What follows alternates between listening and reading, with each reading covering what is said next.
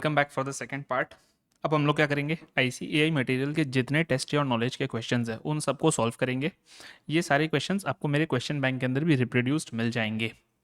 चलो स्टार्ट करते हैं। So let me just directly take you to the test your knowledge questions का section. अगर ये पीडीएफ आपको एक्सेस करना है तो आपको कुछ नहीं करना है, आईसीएआई के बीओएस पोर्टल में जाना एंड बीओएस पोर्टल के अंदर फाइनल के स्टडी मटेरियल के अंदर जा करके मई 2027 क्लिक करना और आपको दिख जाएगा ये वाला पूरा का पूरा पीडीएफ। आ जाओ पेज नंबर 215, इस पे आइए। देखो एक एक क्वेश्चन को लेते हैं, डिस्कस करेंगे। जहां जहां पर मेरे को लगेगा कि सॉल्व करने जैसा क्वेश्चन है मैं आपके संग सॉल्व भी कर लूंगा लिख करके, कि हम लोग देखेंगे कि प्रॉपर पीजीबीपी के क्वेश्चंस को सॉल्व कैसे किया जाता है। ठीक है, चलो फर्स्ट ऑफ ऑल पहला क्वेश्चन क्या बोलता है, एग्जामाइन क्रिटिकली। इसका मतलब क्या है एग्जामाइन क्रिटिकली? इसका मतलब है आपको पहले इश्यूज इन्वॉल्व्ड, फिर फैक्ट्स ऑफ द केस, फिर लीगल एनालिसिस एंड लास्ट के अंदर कंक्लूजन। ऑलवेज रिमेंबर जब कभी भी एग्जामाइन क्रिटिकली दिया आएगा आंसर के 4 स्टेप्स होंगे। स्टेप नंबर 1 क्या होगा, इशू इन्वॉल्व्ड, यानी कि वो जो क्वेश्चन है वो एस्पेक्ट किस कोर इशू के अराउंड है। मैं भी आपको करके दिखाऊंगा कि कैसे होता है। नेक्स्ट आपको क्या करना पड़ेगा, फैक्ट्स ऑफ द केस को कोट करने पड़ेंगे, एकदम ब्रीफ में फैक्ट्स, जो क्रिटिकल फैक्ट्स है बस उसको बताने, पूरा का पूरा क्वेश्चन मत कॉपी करने बैठ जाना। तीसरा क्या, एनालिसिस। इसके अंदर आपको लीगल प्रोविजंस को रिलेट करना पड़ेगा इस क्वेश्चन से, तो पहले प्रोविजंस लिख करके उसको रिलेट करना। एंड चौथा पार्ट रहता है हमारा कंक्लूजन। देखो क्या है, बोलता है examine critically the following cases in the context of the provisions which are contained in the income tax act 2025 relevant for tax year 26-27, support the answers with relevant case laws and workings. ऐसे questions देखो generally कम ही आते हैं जो आपसे relevant case laws चला करके मांगे, हार्डली कोई एक या दो क्वेश्चन रहेंगे। तो आप समझ लो केस लॉ का वैल्यू उसके अंदर आधे से 1 नंबर का रहेगा।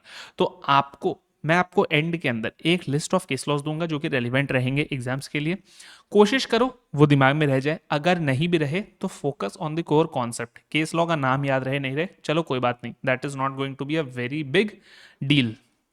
आ जाओ पहला क्या है, पहला बोलता है कि mister Janak is a proprietor of messrs Yash Technic which is engaged in garment manufacturing business. अच्छा ठीक है, entire block of plant and machinery जो है वो डेप्रिसिएशन को चार्जेबल है 15% पे, मतलब कि एक ब्लॉक है इनके पास जिसकी डेप्रिसिएशन रेट है 15%। इसके अंदर 20 मशीन्स है, ठीक है। अब one of the machines which was used for packing has become obsolete and is discarded by mister Janak in July 26 यानी कि अप्रैल 26, मई 26, जून 26, इस 3 महीने में तो ये यूज हुआ है, करेक्ट। अब असेसी ने अपना रिटर्न फाइल किया है टैक्स ईयर 26-27 का, टोटल डेप्रिसिएशन क्लेम किया 40 लाख का, जिसके अंदर 4 लाख का डेप्रिसिएशन जो है उस मशीन के ऊपर है जिसे मिस्टर जनक ने जुलाई 26 में डिस्कार्ड किया था। एओ ने इस डेप्रिसिएशन को डिसअलाउ कर दिया है। क्या एओ ने जो किया है वो ठीक है या गलत है? सुनो इधर इशू इन्वॉल्व क्या है, इशू इन्वॉल्व है सिंपल एक लाइन के अंदर आप लिखोगे कि जो मशीन हमने डिस्कार्ड कर दिया है, machine discarded whether depreciation on same machine can be claimed by the assessee during the tax year और नॉट। अब फैक्ट्स ऑफ द केस क्या है, तो फैक्ट्स ऑफ द केस के अंदर assessee has a block of plant and machinery which has 20 different machines, rate of block is 15%, assessee discarded one of the machines middle of the year, issue is whether depreciation can be claimed on such discarded machine or not. Then analysis क्या है दोस्त, legal analysis ये बोलता है कि depreciation claim करने के लिए हमने क्या क्या कंडीशंस बताए थे।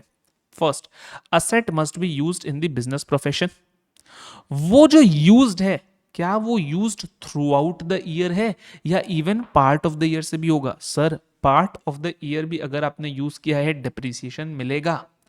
The entire point of this question is कि क्या कोई मशीन को मैं पूरे साल यूज करूं तभी उसका डेप्रिसिएशन ले सकता हूं या part of the year use करूं।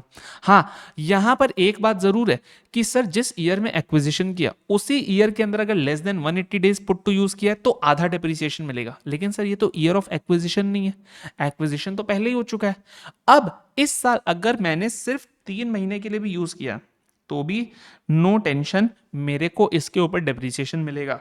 तो कंक्लूजन क्या है, क्या जो एओ ने एक्शन लिया है वो वैलिड है? नहीं सर, एओ ने जो एक्शन लिया है वो इनवैलिड है, असेसी को डेप्रिसिएशन क्लेम मिलेगा। आओ इसका आंसर फटाफट से देख लें।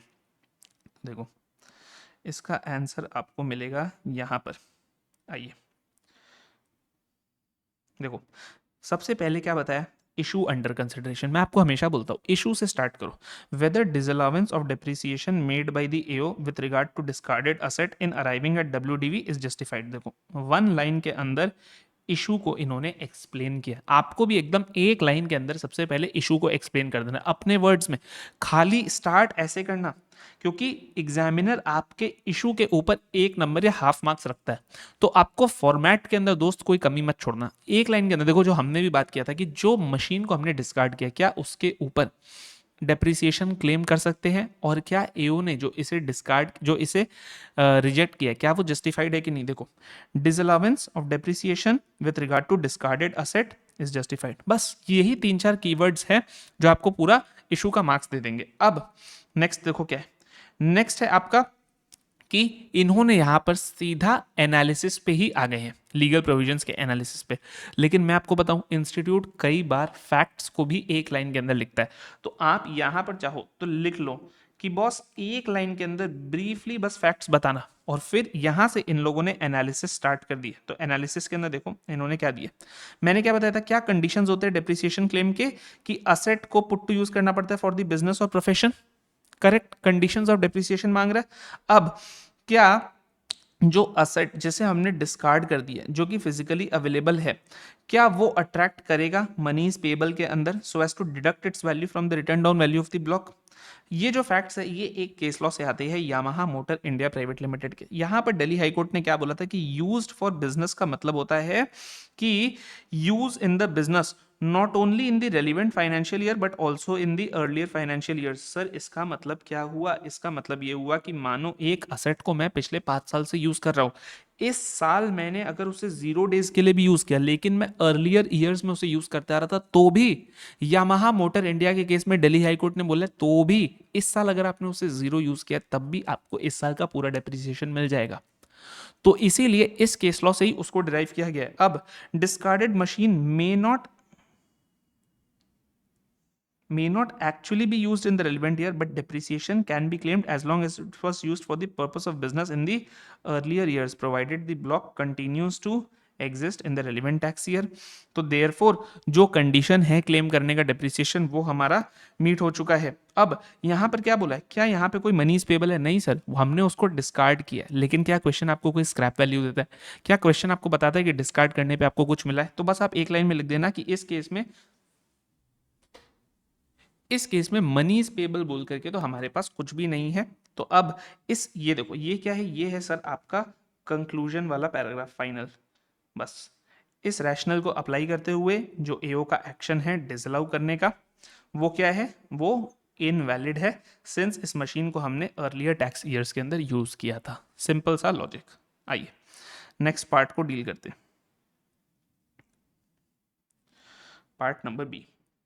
एक्स लिमिटेड ने डिबेंचर्स इशू किए हैं टैक्स ईयर 26-27 में, ठीक है।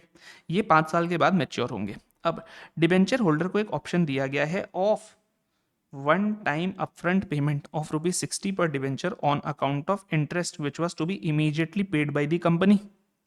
ये एग्जाम्पल मैंने आपको पढ़ाते समय भी, कॉन्सेप्ट नोट्स पढ़ाते समय भी बताया था। ये कौन सा केस है? सुप्रीम कोर्ट का केस है, तापड़िया टूल्स लिमिटेड का। Tapadia Tools limited versus commissioner of income tax का केस है। यहाँ पर मैंने आपको क्या बताया था कि मुझे एक इंटरेस्ट आने वाले 5 साल में देने हैं, उसका मैंने आज प्रेजेंट वैल्यू निकाल लिया और one time upfront interest payment कर दिया अपने डिबेंचर होल्डर्स को, और बोला कि अब आने वाले 5 साल में आपको कोई इंटरेस्ट नहीं दूंगा। एओ क्या बोलता है? एओ बोलता है इस इंटरेस्ट को 5 साल में एमोटाइज करो, लेकिन मैं असेसी, मैं क्या बोलता हूं, मैं तो पूरे इंटरेस्ट का डिडक्शन इसी साल लूंगा। क्वेश्चन है क्या कौन सा व्यू करेक्ट है? देखो यहां पर भी यही हो रहा है। अब जो ऑप्शन डिबेंचर होल्डर्स ने एक्सरसाइज कर लिया, कंपनी ने उनको अपफ्रंट इंटरेस्ट पे कर दिया फर्स्ट ईयर में, और कंपनी ने इसका डिडक्शन ले लिया उसी साल के रिटर्न ऑफ इनकम में।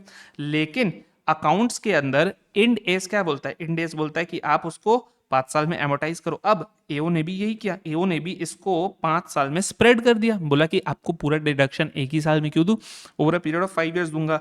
क्वेश्चन है examine the correctness of the action of AO. आप क्या करोगे, आप सबसे पहले लिखोगे इशू। इशू क्या है, इशू है one time upfront interest payment को हम लोग एमोटाइज करेंगे over a period of 5 years, या सेम ईयर के अंदर डिडक्शन लेंगे। एक लाइन के अंदर हमने पूरा इशू बात किया। Next facts of the case, facts of the case यही है, असेसी ने डिबेंचर्स इशू किए हैं, 5 साल तक उसका मैच्योरिटी था, हमने one time upfront interest payment का ऑप्शन दिया, जिन लोगों ने एक्सरसाइज किया उनको वन टाइम इंटरेस्ट अपफ्रंट पे कर दिया, खत्म। अब तीसरी बात क्या, लीगल एनालिसिस। एनालिसिस आप यहाँ पर क्या दोगे, आप यहाँ पर दे दोगे कि सेक्शन 37 ये बोलता है कि इंटरेस्ट का डिडक्शन मुझे तभी मिलेगा जब मैं उसे एक्चुअल पेमेंट बेसिस पे करूंगा up to the due date of return of income. दूसरी बात, अगर मैंने अपफ्रंट पे किया है तो आप यहाँ पे अगर आपको केस लॉ याद आए तो अच्छी बात है, इस केस लॉ को कोट करना कि supreme court versus Tapadia supreme court के अंदर तापड़िया टूल्स लिमिटेड के केस के अंदर ये मैटर गया था, और वहां पर सुप्रीम कोर्ट ने ये बोला था कि यस, अगर आपने one time upfront interest payment किया है तो आपको पूरा डिडक्शन उसी साल मिल जाएगा, और फिर कंक्लूजन दे देंगे कि जो एओ का क्लेम है वो इनवैलिड है, असेसी का क्लेम करेक्ट है। आ जाओ,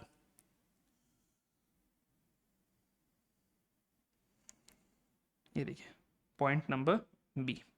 सबसे पहले इन्होंने इशू बताया कि देखो जहां पर आपके अपफ्रंट पेमेंट ऑफ इंटरेस्ट हुआ है, क्या एंटायर अपफ्रंट इंटरेस्ट को आप डिडक्शन की तरह क्लेम कर सकते हो फर्स्ट ईयर में, या फिर आपको उसको 5 साल तक में डेफर करना पड़ेगा। अब ये देखिए, ये है हमारा case law Tapadia Tools Limited का। It was observed that amount of interest paid in respect of capital borrowed is allowable as a deduction. सबसे पहले तो क्या इंटरेस्ट का डिडक्शन मिलता है कि नहीं मिलता है, आप वो बताओगे। तो यस, सेक्शन 32 भी ये बोलता है कि अगर आपने कोई कैपिटल बोरो किया था अपने बिजनेस प्रोफेशन के लिए तो उसके ऊपर जो इंटरेस्ट पे करोगे उसका डिडक्शन आपको पीजीबीपी में मिलेगा। नेक्स्ट, अब जहां पर आपने अपफ्रंट पेमेंट का आपके डिबेंचर होल्डर्स ने ऑप्शन एक्सरसाइज कर लिया है, तो जो असेसी है उसे तो उसी साल में पेमेंट करना पड़ेगा, उसकी तो लाइबिलिटी उसी साल में अराइज हो गई। अब ये क्वांटिफाई होकर के डिस्चार्ज भी उसी साल में हो गई थी। सिर्फ ऐसा थोड़ी है कि लाइबिलिटी उस साल खड़ी हुई, सर लाइबिलिटी तो खड़ी हुई, हमने क्वांटिफाई करके डिस्चार्ज यानी कि हमने एक्चुअल पेमेंट भी कर दिया उसी साल में। अब इस केस में क्या होगा, इस केस में होगा कि भाई ये जो फैक्ट है कि बुक्स ऑफ अकाउंट्स के अंदर अलग ट्रीटमेंट किया है, ये कोई फैक्टर नहीं है जो कि कंपनी को बार करेगा कि आप पूरा डिडक्शन नहीं ले। Sir books of accounts Ind AS govern करते हैं, tax laws income tax act govern करता है, तो हमें क्या मतलब है कि बुक्स ऑफ अकाउंट्स के अंदर उसे 5 साल में स्प्रेड किया गया है, हम इनकम टैक्स लॉ को फॉलो करेंगे। और उस केस के अंदर जो एक्शन है असेसिंग ऑफिसर का वो क्या है, वो नॉट करेक्ट है, इनकरेक्ट है, इनवैलिड है, और इसीलिए कंपनी जो है वो एलिजिबल है कि वो एंटायर अमाउंट ऑफ इंटरेस्ट का डिडक्शन ले ले टैक्स ईयर 26-27 में इटसेल्फ।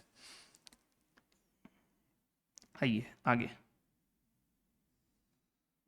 चलो हमने क्वेश्चन नंबर 1 कर दिया। क्वेश्चन नंबर 2 क्या, क्वेश्चन नंबर 2 एक प्रैक्टिकल क्वेश्चन लग रहा है। Compute the quantum of depreciation which is available under section 33 in respect of the following items of plant and machinery which are purchase by PQR textile limited, जो कि क्या करती है sir, ये मैन्युफैक्चरिंग करती है। मैंने आपको पहले भी बताया कि द मोमेंट आप किसी का मैन्युफैक्चर वाला चीज़ देख लो तो डेप्रिसिएशन कंप्यूट करते समय आपके माइंड में ये चीज़ आना चाहिए कि एडिशनल डेप्रिसिएशन सेक्शन 33(8) वाला ये भी आपको निकालना पड़ेगा। और आप देखना क्वेश्चन आपको नहीं हिंट देगा कि एडिशनल डेप्रिसिएशन, क्वेश्चन आपसे सिर्फ बोल रहा है compute the quantum of depreciation, not depreciation includes additional depreciation. ये आपको स्मार्टली खुद से करना पड़ेगा कि डेप्रिसिएशन का क्वेश्चन है तो normal depreciation plus additional depreciation दोनों निकालना है।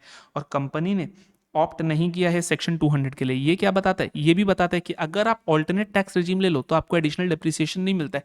इसीलिए क्वेश्चन ने आपको चला करके ये बोला है कि कंपनी ने ऑप्ट नहीं किया ताकि आप एडिशनल डेप्रिसिएशन निकालो। अब ये इंफॉर्मेशन हम लोगों को दी हुई है, और देखो एंड में ये बोलता है कि company is newly started during the year. इसका मीनिंग क्या है सर, इसका मीनिंग ये है कि इस कंपनी की ओपनिंग WDV जो है वो निल है, ठीक है। तो हम क्या करेंगे, हम ब्लॉक फॉर्मेट बनाएंगे, ओपनिंग WDV जो है दोस्त निल है। क्वेश्चन हमसे ये भी बोलता है compute the WDV of the various blocks of assets as on 1 April after charging depreciation. तो आइए इस क्वेश्चन को हम लोग सॉल्व करते हैं। एक बार इंस्टीट्यूट का सोल्यूशन हटाइए, हम खुद से इसको सॉल्व करते हैं अपने तरीके से, ठीक है, जिस तरीके से हमने पढ़ा है। और फिर ऑब्वियसली हम इंस्टीट्यूट के सोल्यूशन से तो इसको मैच करेंगे ही। तो क्वेश्चन नंबर 2, देखो क्वेश्चन दो पार्ट्स में, एक है डिप्रिसिएशन निकालिए और दूसरा है डब्ल्यूडीवी का वैल्यू भी बताइए ब्लॉक का। चलो हम लोग पहले एक बार ब्लॉक का स्ट्रक्चर तो बनाते हैं, ठीक है। तो मुझे उसके लिए एक चीज बताओ कि ये कंपनी न्यूली स्टार्ट हुई है ड्यूरिंग द ईयर, तो सर ओपनिंग डब्ल्यूडीवी तो है नहीं, और क्वेश्चन ने हम लोगों को ये बताया है कि following items of plant and machinery के लिए डेप्रिसिएशन निकालो, तो हम यही मानते हैं ना कि बस इतने ही प्लांट एंड मशीनरी है इनके पास। तो सबसे पहले सर इस क्वेश्चन के अंदर आपने एक चीज ऑब्जर्व किया होगा, क्वेश्चन हमें नहीं बता रहा है किस प्लांट मशीनरी के ऊपर क्या रेट है, क्वेश्चन इज कंप्लीटली साइलेंट। हमें निकालना है कि किसके ऊपर क्या रेट है, इसी के लिए मैंने आपको रेट ब्लॉक ऑफ असेट्स का कॉन्सेप्ट बताया था।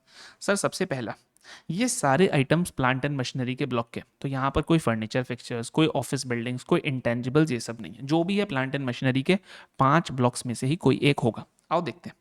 देखो, new machine which is installed on 1 मई 2026, इस मशीन के बारे में हमें कुछ बोला ही नहीं है कि इसका नेचर क्या है। क्या ये मोटर व्हीकल है, क्या ये कोई रिन्यूएबल एनर्जी का डिवाइस है, क्या ये कोई कंप्यूटर है, क्या ये कोई बुक्स है, कुछ नहीं बोला है। तो हम क्या मानेंगे सर, हम 15% वाला मानेंगे। जहां कुछ नहीं बोला है वहां पर बाय डिफॉल्ट अजम्पशन इज 15% वाला है। Keep this in your mind for ever.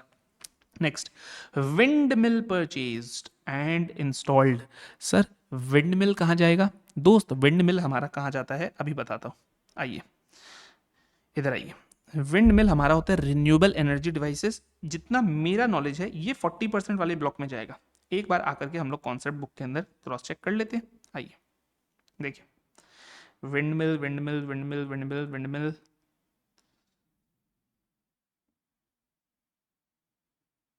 देखिए रिन्यूएबल एनर्जी डिवाइसेस, ये रिन्यूअल हो गया है, ये रिन्यूएबल हो गया, इट्स अ स्मॉल टाइपो, ठीक है। It is going to be renewable energy devices. तो is windmill a renewable energy device? Yes sir, windmill एक रिन्यूएबल एनर्जी डिवाइस है। बाय द वे आप देखोगे सर और किसी ब्लॉक के अंदर ये गिर भी नहीं रहा, क्यों? क्योंकि सर ये तो मोटर कार्स में है नहीं, ओशियन गोइंग शिप्स ये है नहीं, ये सब ये है नहीं। ब्लॉक 9 क्या है दोस्त, ब्लॉक 9 में भी है नहीं, तो it has to be in block number 8, और ब्लॉक नंबर 8 क्या है 40%। तो अब आप क्या करोगे, विंडमिल के पास में आप डालोगे सर 40%, यहाँ पे रेट है हमारा 40%। अब lorries for transporting goods to sales depots, lorries लिए हमने जो गुड्स ट्रांसपोर्टेशन के लिए है, सर ये किस में जाएगा? क्या ये motor vehicle for running them on hire है? नहीं सर, हम अपना ही गुड्स ट्रांसपोर्ट कर रहे हैं, हम बिजनेस नहीं कर रहे ट्रांसपोर्टेशन का। तो ये किस में जाएगा दोस्त? नॉर्मल 15% वाले कैटेगरी में जाएगा, 15% वाले कैटेगरी में जाएगा। अब फोर्कलिफ्ट ट्रक्स जिसे इनसाइड फैक्ट्री यूज किया जाता है, ये किस में जाएगा? सर सिंपल है, मशीन है जिसे हम इनसाइड फैक्ट्री यूज कर रहे हैं, 15%। हाँ, अगर ये ट्रक फॉर ट्रांसपोर्टेशन होता तब इसका रेट अलग हो जाता, लेकिन सर अभी ये 15% में जाएगा। कंप्यूटर्स, कंप्यूटर्स देखेंगे तो ही हम तुरंत 40% कर देंगे, हमें कुछ भी सोचने की ज़रूरत नहीं है। और न्यू इम्पोर्टेड मशीनरी है। अब सर इम्पोर्टेड मशीनरी है, किस में जाएगा? कुछ नहीं बोला है तो 15% में जाएगा, दैट्स इट। लेकिन यहां पर सर एक फैक्ट दिया हुआ है इस न्यू इंपोर्टेड मशीनरी के लिए, देखो क्या बोलते हैं कि ये चेन्नई पोर्ट पे अराइव हुई 30 मार्च 2027 को, और इसे इंस्टॉल ही किया गया 3 अप्रैल 2027 को। बाकी सारे आइटम्स को इंस्टॉल कर दिया गया था ड्यूरिंग द ईयर एंड। तो सर इस न्यू इंपोर्टेड मशीनरी को जब इंस्टॉल ही ईयर एंड के बाद किया गया, तो मतलब इसके ऊपर डेप्रिसिएशन नहीं बनेगा, it is not put to use during this year. क्या ये ब्लॉक में ऐड होगा? यस, ये ब्लॉक में ऐड होगा। ये कौन से कैटेगरी में जाएगा? Acquired but not put to use. तो आओ ना एक चीज और करते हैं, अभी हमारा क्वेश्चन के ऊपर मार्किंग्स के अंदर एक चीज और बाकी है। सर हमने ब्लॉक्स आइडेंटिफाई कर लिए, 2 ब्लॉक्स बने हैं, 15% वाले, 40% वाले, दैट इज गुड। मगर एडिशनल डेप्रिसिएशन किस किस पे मिलेगा वो भी तो देखना पड़ेगा। सर इसके ऊपर मिलेगा, जी हाँ मिलेगा। क्या विंडमिल के ऊपर एडिशनल डेप्रिसिएशन मिलता है?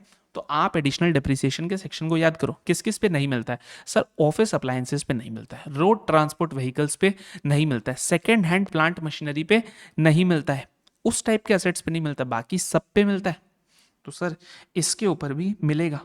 Lorries for transporting road transport vehicles के ऊपर एडिशनल डेप्रिसिएशन दोस्त नहीं मिलता है, तो इसके ऊपर नहीं मिलेगा।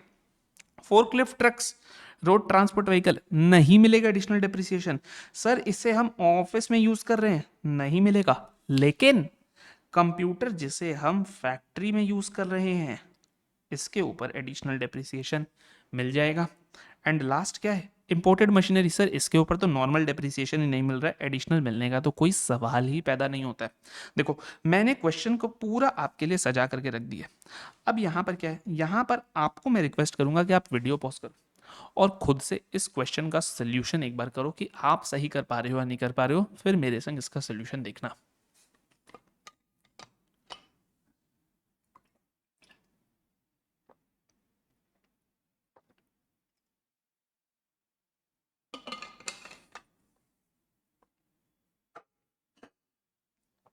आइए,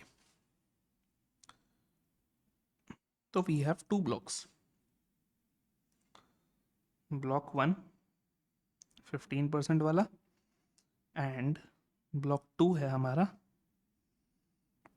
40% वाला। ओपनिंग WDV हम लोगों को क्वेश्चन से ही समझ में आ रहा है, कुछ नहीं है, ठीक है। अब actual cost of asset acquired कब, ड्यूरिंग टैक्स ईयर 26-27। यहाँ पर मैंने आपको क्या बताया, यहाँ पर मैंने आपको बताया हम लोग 3 कैटेगरीज करेंगे। कौन सा, acquired but not put to use, then acquired but put to use for less than 180 days and acquired but put to use for greater than equal to 180 days। ये हम हमेशा 3 कैटेगराइजेशन करेंगे। अब जो हो जाएगा इसमें से हम लोग लेस करेंगे monies payable in respect of assets sold discarded, जो कि इस क्वेश्चन के अंदर कुछ भी है नहीं। और जो हमारा आएगा ये क्या रहेगा, WDV बिफोर डेप्रिसिएशन। फिर उसके बाद हम लोग डेप्रिसिएशन निकालेंगे एंड हम लोग क्वेश्चन को कंप्लीट कर देंगे। चलो इधर तक का करते हैं। सर ब्लॉक 1 15% के अंदर कौन से है, ये अक्वायर हुआ, क्या ये put to use for more than और इक्वल टू 180 डेज है? यस सर, ये तो मई में ही हो गया था, तो ये तो डेफिनेटली है। तो 84 करोड़ को तो हम लोग यहां पर डालेंगे। रुको एक सेकंड, इसको ऐसे नहीं करते, वेट। हम लोग क्या करते हैं, हम लोग इसको एक लाइन नीचे मूव करते हैं, ठीक है।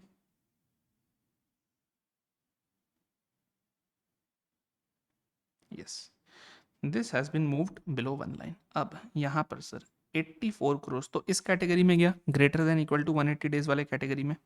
फिर आइए, विंड मिल को परचेज किया गया है और इंस्टॉल भी कर दिया गया 18 जून को, तो ये भी greater than equal to 180 days है, तो ये 22 करोड़ है। लेकिन ये किस ब्लॉक में जाएगा सर, ये इधर जाएगा 22।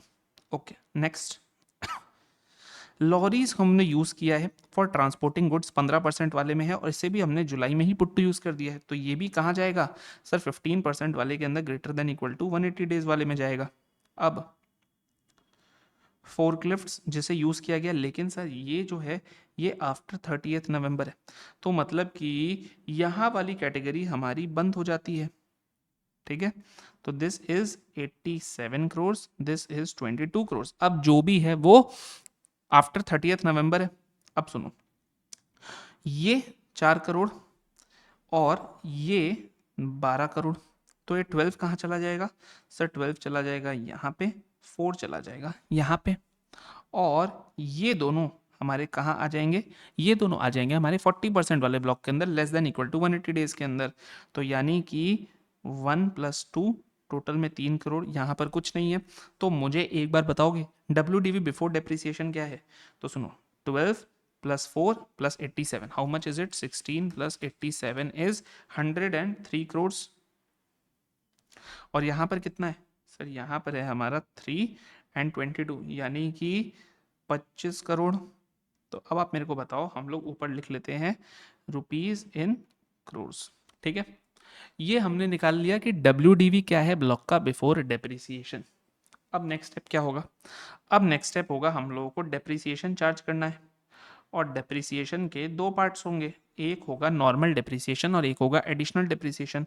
तो हम लोग थोड़ा सा सफिशिएंट जगह छोड़ करके वर्किंग नोट बना लेते हैं हमारे डिप्रिसिएशन का। ठीक है, डिप्रिसिएशन का जो है वर्किंग नोट बना लेते हैं। अब गौर से सुनो, सबसे पहले हमें क्या करना होगा डिप्रिसिएशन के वर्किंग नोट में? सर सबसे पहले हम लोग क्यों ना एडिशनल डिप्रिसिएशन निकाल ले, लेकिन मैं आपको बताऊं, इंस्टीट्यूट इस टाइप के क्वेश्चन के अंदर जहां पर सिर्फ डिप्रिसिएशन है ना, वहां पर क्या करती है, संग में निकालती है एडिशनल डिप्रिसिएशन, नॉर्मल डिप्रिसिएशन। मैं हमेशा एडिशनल डिप्रिसिएशन अलग निकालता हूँ, नॉर्मल डिप्रिसिएशन अलग निकालता हूँ, बिकॉज मेरा माइंड जो है वो कंफर्टेबल रहता है चीज़ों को अलग अलग लेने में। लेकिन मैं आपको बताऊंगा कि इंस्टीट्यूट किस तरीके से निकालती है। मैंने अपने संग अपने निश्चय बुक के अंदर जो आप लोगों को कॉन्सेप्ट्स के लिए इलस्ट्रेशंस दिए थे, वहां पर मैंने एडिशनल अलग निकाला है, नॉर्मल अलग निकाला है। लेकिन मैं आपको यही बोलूंगा कि आप क्या करोगे, आप अभी एक बार मुझसे वो मेथड भी सीखो जहां पर दोनों को हम लोग संग में निकालते। तो वहां पर पता है क्या करना रहेगा, जब आपको दोनों को संग में निकालना है ना, तो दो कॉलम बना लेना, एक नॉर्मल डिप्रिसिएशन की और एक क्या, एडिशनल डिप्रिसिएशन की।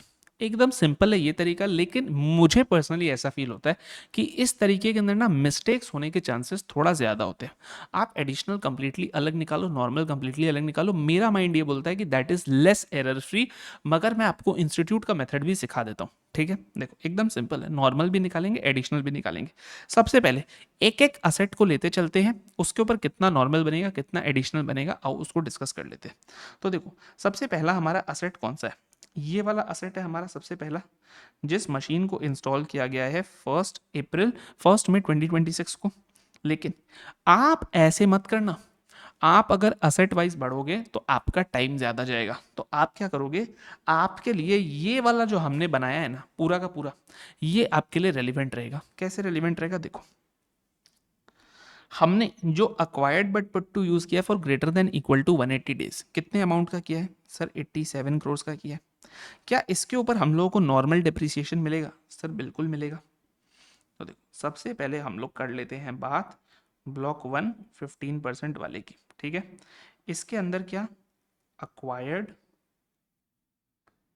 Plus put to use for greater than equal to 180 days कितना है सर, नॉर्मल डिप्रिसिएशन पूरे के ऊपर मिलेगा, तो ये रहा 87 करोड़। मगर एडिशनल डिप्रिसिएशन कितने के ऊपर मिलेगा सर, यहाँ पे दो असेट है, एक 84 वाला एक 3 वाला।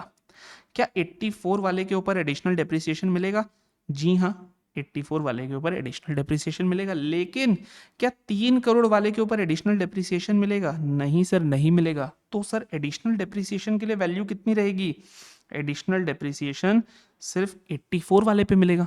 आपने समझा मैंने क्या किया, मैंने एक बार में दोनों असेट्स को ले लिए। अब सर क्योंकि ये greater than equal to 180 days है, तो इसके ऊपर नॉर्मल डेप्रिसिएशन कितना बनेगा सर, एट द रेट पूरा 15% पूरे साल का। तो देखो 87 के ऊपर 15% कितना होगा, 13.05। और 84 के ऊपर एडिशनल डिप्रिसिएशन कितने पे बनता है, एट द रेट 20% पे बनता है।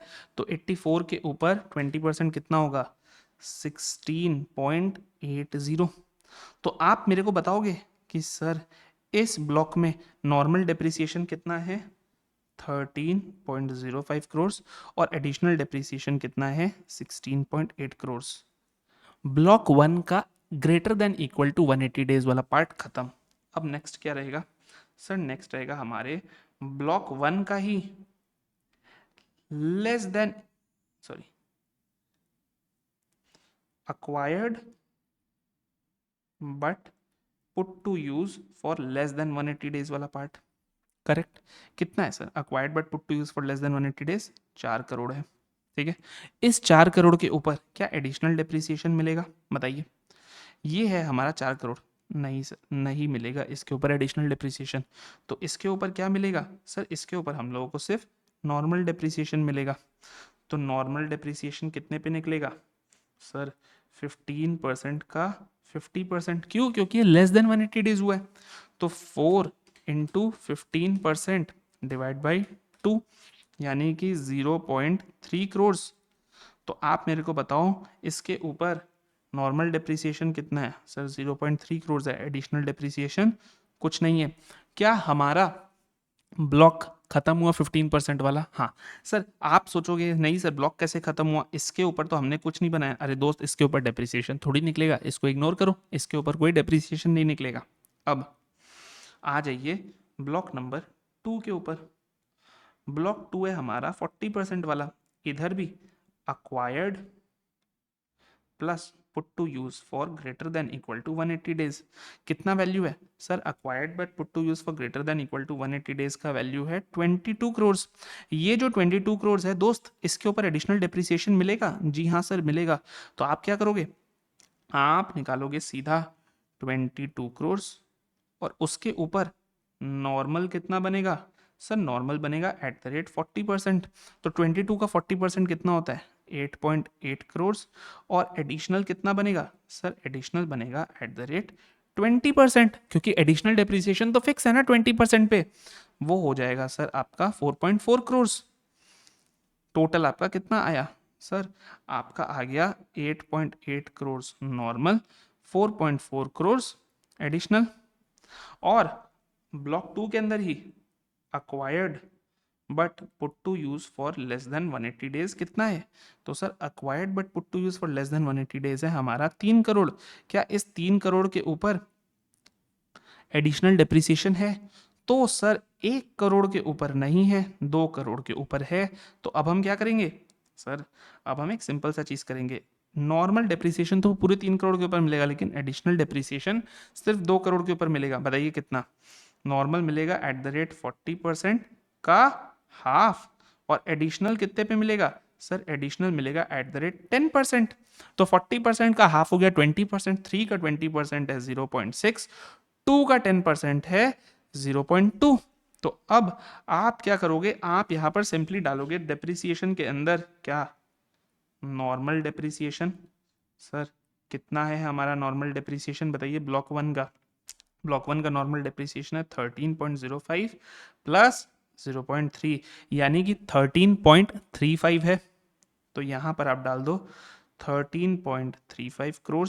और नॉर्मल डेप्रिसिएशन सर इस ब्लॉक का कितना है? तो 8.8 प्लस 0.6, यानी कि 9.4 करोड़। तो ये रहा हमारा 9.4 करोड़। और एडिशनल डेप्रिसिएशन कितना है हमारा?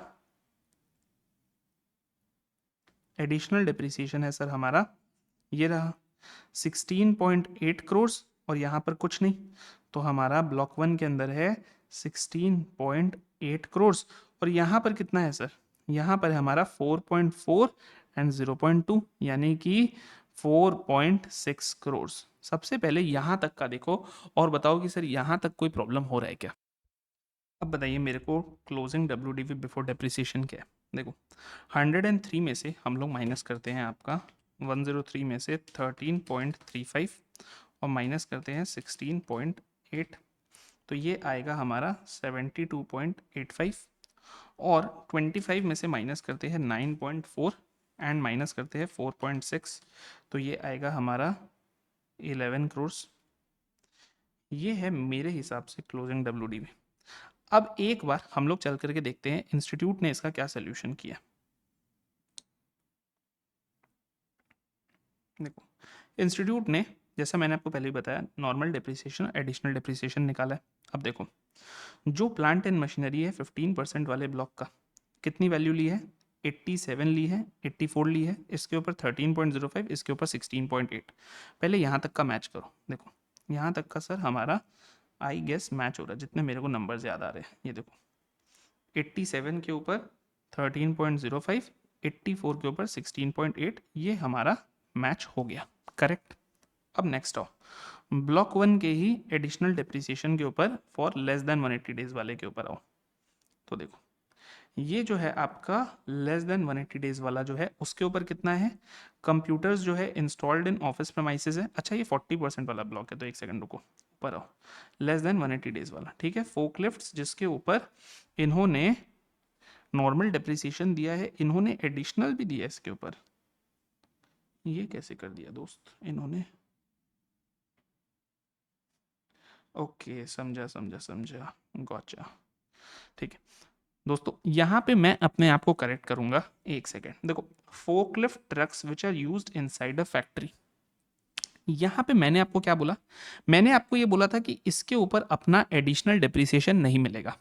Wait, let me take you to our solution. This is my mistake and I accepted. देखो यहाँ पर हम लोगों ने जहाँ पे क्वेश्चन में मार्किंग्स किए थे, मैंने आपको ये बोला था कि फोर्कलिफ्ट ट्रक्स के ऊपर एडिशनल डिप्रिसिएशन नहीं मिलेगा, मगर ऐसा नहीं है, फोर्कलिफ्ट ट्रक्स के ऊपर मिलेगा. एंड इसके पीछे लॉजिक भी है.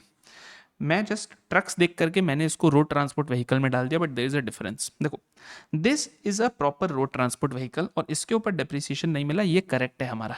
लेकिन इसके ऊपर एडिशनल डिप्रिसिएशन मिलेगा, एडिशनल डिप्रिसिएशन मिलेगा. एंड इसके पीछे लॉजिक भी है. लॉजिक ये है कि फोकलिफ्ट ट्रक्स जो है ये स्पेशलाइज्ड मशीनरी है, इसका काम ट्रांसपोर्टेशन नहीं है. जो एडिशनल डिप्रिसिएशन से एक्सक्लूड किए गए हैं वो रोड ट्रांसपोर्ट व्हीकल्स है.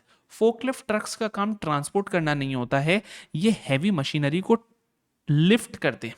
तो इसलिए इसके ऊपर एडिशनल डिप्रिसिएशन मिलेगा. आप इसको हटाओ, इसके ऊपर मिलेगा. तो we will just change one thing in our solution कि ये रहा, इसी 4 करोड़ को हम लोग यहां पर भी डालेंगे. ठीक है, इस 4 करोड़ को हम लोग यहाँ पे भी डालेंगे और इसके ऊपर आपका एडिशनल डिप्रिसिएशन कितना बनेगा, एट द रेट 10% बनेगा, विच इज 0.4. क्यों 10% बनेगा, बिकॉज सर ये लेस देन 180 डेज है.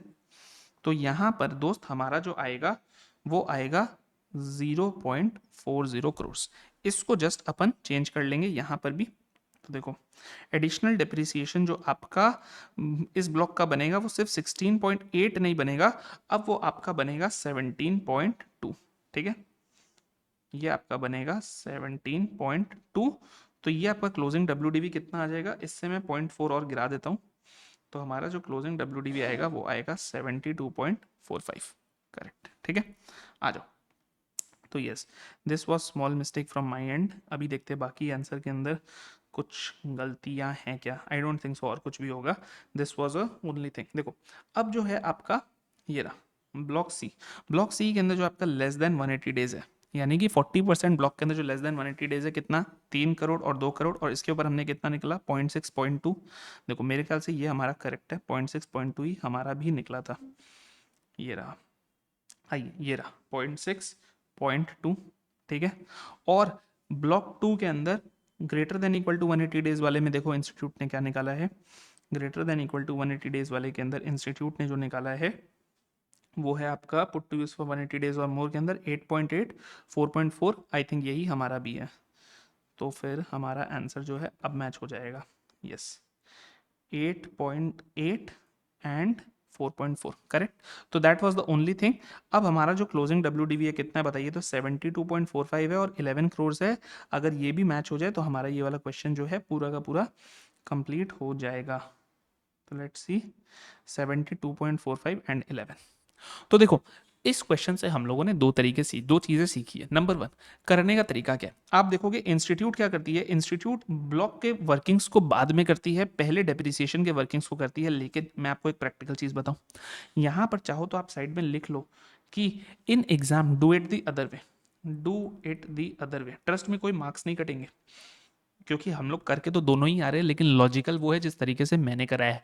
पहले आप ब्लॉक का पूरा वो तो बनाओ, WDV का शेड्यूल तो बनाओ. उसको बनाए बिना आपको पता ही कैसे चलेगा कि कितना मेरा 180 डेज में जाएगा, कितना मेरा लेस देन 180 डेज में जाएगा. बिकॉज वो क्या होता है, वो आपको कंप्लीटनेस इंश्योर करा देता है. उसके बाद ईजी रहता है डेप्रिसिएशन करना. बाकी अगर आपको ये ज़्यादा ईजी लगे आप ये करना. अगर आप इस मेथड के अंदर अंडर कॉन्फिडेंट हो ना, तो जो मैंने आपको मेथड क्लासेस के अंदर सिखाए हैं, पहले अलग से एडिशनल डेप्रिसिएशन निकालो, फिर अलग से नॉर्मल डेप्रिसिएशन निकालो, उसको भी करोगे, अल्टीमेट मार्क्स फाइनल नंबर्स के ऊपर रहते हैं, वो भी मिलेंगे. ठीक है, चलो, with this we have completed illustration number 2 as well. अब इलस्ट्रेशन 2 हो गया हमारा, इलस्ट्रेशन नंबर 3 पे आते हैं. चलो आओ. 3A क्या बोलता है, एग्जामाइन द टैक्सेबिलिटी और अलावेबिलिटी ऑफ द फॉलोइंग रिसीट्स और एक्सपेंडिचर्स. ठीक है, क्या सीक्रेट कमीशन जो हमने पे किया वो अलाउ होगा. सर सीक्रेट कमीशन क्या होता है, व्हाट इज सीक्रेट कमीशन. सुनिए, सीक्रेट कमीशन क्या होता है समझिए. कमीशन का मतलब क्या होता है, मानो मैं कुछ कर रहा हूं जिसके लिए मुझे मिलेगा. लेट से मैं गुड्स जितना बेचूंगा, प्रोडक्ट्स जितने सेल करूंगा, उतने % का मेरे को कमीशन मिलेगा. मैं कौन हूं, मैं एक एजेंट हूं, या फिर मानो मैं एक सेल्समैन हूं. ठीक है, सीक्रेट कमीशन पता है क्या होता है, मानो आपके पास मैं आया और मैंने आपको बोला कि सुनो, आपने तो मुझसे क्लासेस ले ली, अब आप एक काम करो, आप जितने ज़्यादा लोगों को मेरे कोर्स बिकवाओगे उतना ज़्यादा कमीशन मैं आपको दूंगा। ये होता है सिर्फ कमीशन। सीक्रेट कमीशन क्या होता है? इलीगल होता है, क्योंकि वो एक स्टेप आगे चला जाता है। कैसे चला जाता है? सुनना, एक एग्जाम्पल दे रहा हूं तब समझ में आएगा। मानिए मानिए ये एक स्कूल है, ठीक है? इस स्कूल का एक प्रिंसिपल है। अब as a principal of the school, इस प्रिंसिपल की क्या रिस्पॉन्सिबिलिटी, क्या ड्यूटी है? ये इंश्योर करना कि बच्चों को बेस्ट क्वालिटी एजुकेशन मिले, ठीक है? ये है एक ट्यूशन टीचर, ठीक है? ये इस प्रिंसिपल के पास आई और इन्होंने, पता है इनको क्या बोला, कि आपके यहाँ के जितने बच्चे को आप मेरे पास ट्यूशन पढ़ने भेजोगे उतना मैं आपको कमीशन दूंगी, ठीक है? प्रॉब्लम ये है कि ये प्रिंसिपल अगर इस बात को बता दे स्कूल के बोर्ड ऑफ डायरेक्टर्स को या स्कूल के मैनेजमेंट को कि मुझे कमीशन मिल रहा है बच्चों को किसी प्राइवेट कोचिंग में डालने का, तो उस प्रिंसिपल की नौकरी चली जाएगी। इसलिए इस टीचर ने इस प्रिंसिपल को बोला कि आप इस कमीशन के बारे में किसी को बताना ही मत, let this be a secret between you and me. ये गलत है कि नहीं है? सर बिल्कुल गलत है।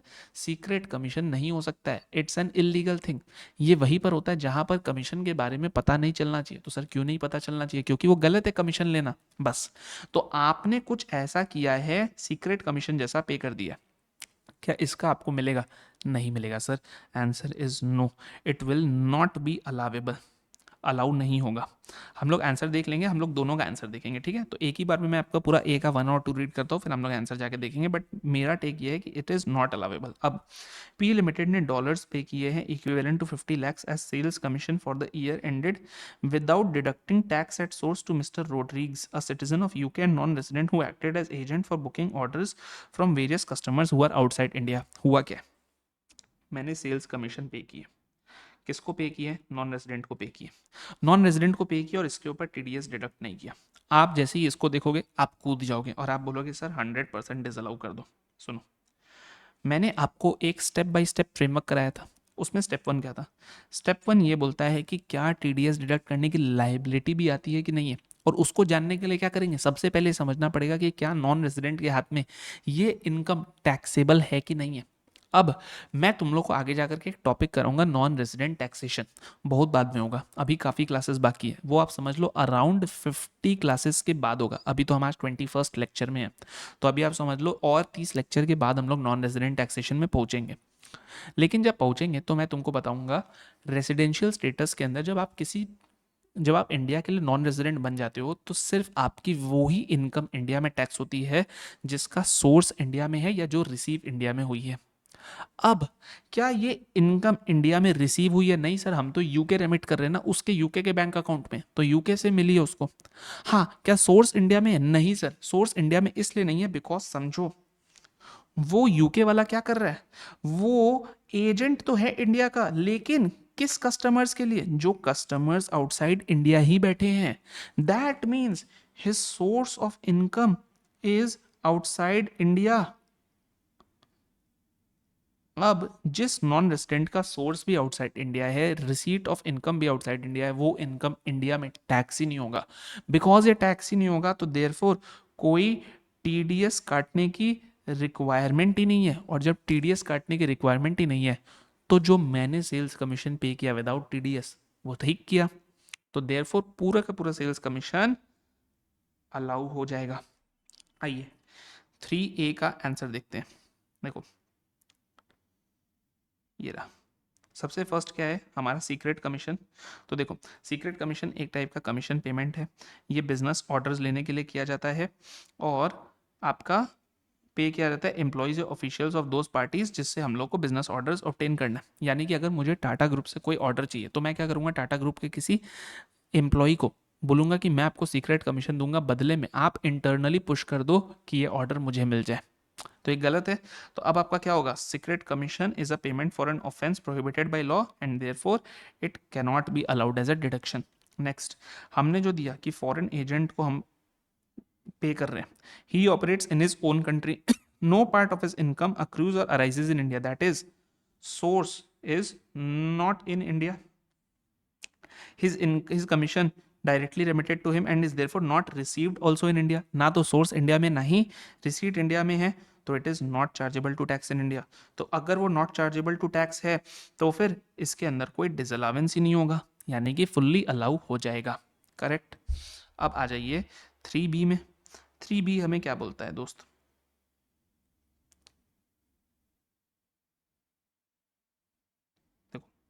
3B जो हमें बोल रहा है कि can the following transactions be covered under section 37। Section 37 क्या है? Payments to be allowed only on actual payment basis, certain deductions to be allowed only on actual payment basis. तो देखो, बैंक गारंटी दे दी है एक कंपनी ने towards disputed tax liabilities. Sir, tax liabilities का deduction तभी मिलता है जब हमने एक्चुअली पे किया हो। अब क्या बैंक गारंटी दे देना tantamounts to payment? Answer is no. So therefore it is not going to be covered under section 37 and therefore it is not allowable। इस बैंक गारंटी का डिडक्शन नहीं मिलेगा। Next, interest payable to GST department but not paid before the due date specified in section 263(1)। Sir, interest जो हम GST department को दे रहे हैं, tax जो हम पे करते हैं, उसके ऊपर तो सेक्शन 37 आता है कि हाँ, टैक्स का डिडक्शन तभी मिलेगा जब आपने उसको पे किया है एक्चुअली। क्या इंटरेस्ट ऑन टैक्स का भी डिडक्शन तभी मिलेगा? Answer is yes. Interest on GST forms part of GST itself, तो उसका भी डिडक्शन हमको एक्चुअल पेमेंट बेसिस पे ही मिलेगा।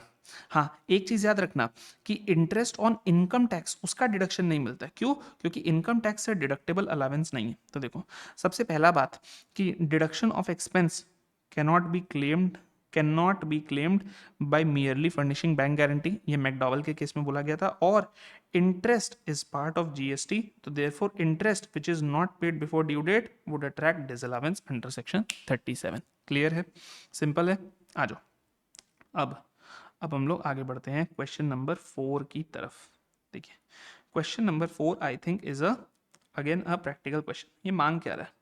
तो देखो, इस टाइप के क्वेश्चंस के अंदर ना हमेशा देखना कि क्वेश्चन मांग क्या रहा है। ठीक है, you are required to compute the total income. ठीक है, तो चलो, अगर टोटल इनकम का है और अच्छा ही है तो हम लोग क्या करते हैं, नेक्स्ट पेज के अंदर इसको निकाल लेते हैं। आइए इसको सॉल्व करते हैं नेक्स्ट पेज में। एक मिनट।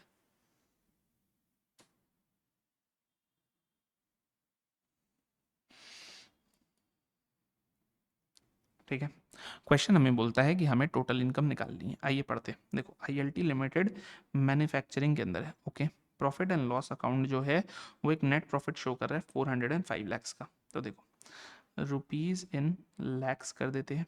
ठीक है, और हम लोग स्टार्ट करते हैं। स्टार्टिंग पॉइंट हमारा क्या होता है? Net profit as per PL account. कितना है दोस्त? 405 लैक्स का हमारा नेट प्रॉफिट है। ठीक है, अब हम लोगों को बोलता है कि हमें रीजंस भी देने हैं for the treatment of each item, assuming कि कंपनी ने स्पेशल प्रोविजंस नहीं ऑप्ट किए हैं। देखो, group free air ticket was provided by a supplier for reaching a certain volume of purchase during the financial year. Same is encashed by the company for rupees 10 lakhs and credited to general reserve. Sir, value of any benefit or perquisite received during the course of business profession is a taxable income for PGBP purpose। ये कौन बोलता है? ये हमें section number 26 बोलता है। याद करो, लेक्चर 1 ऑफ PGBP के अंदर मैंने आपको ये बताया है। अब इस असेसी ने क्या किया? इसको पीएल में लेके ही नहीं गया, उसने तो इसको डायरेक्टली जनरल रिजर्व में डाल दिया। तो यानी कि ये 405 लाख का पार्ट नहीं है, हमें इसको ऐड करना पड़ेगा। क्यों? क्योंकि ये टैक्सेबल है। तो ऐड क्या कर देंगे सर? ऐड कर देंगे ग्रुप फ्री एयर टिकट की वैल्यू।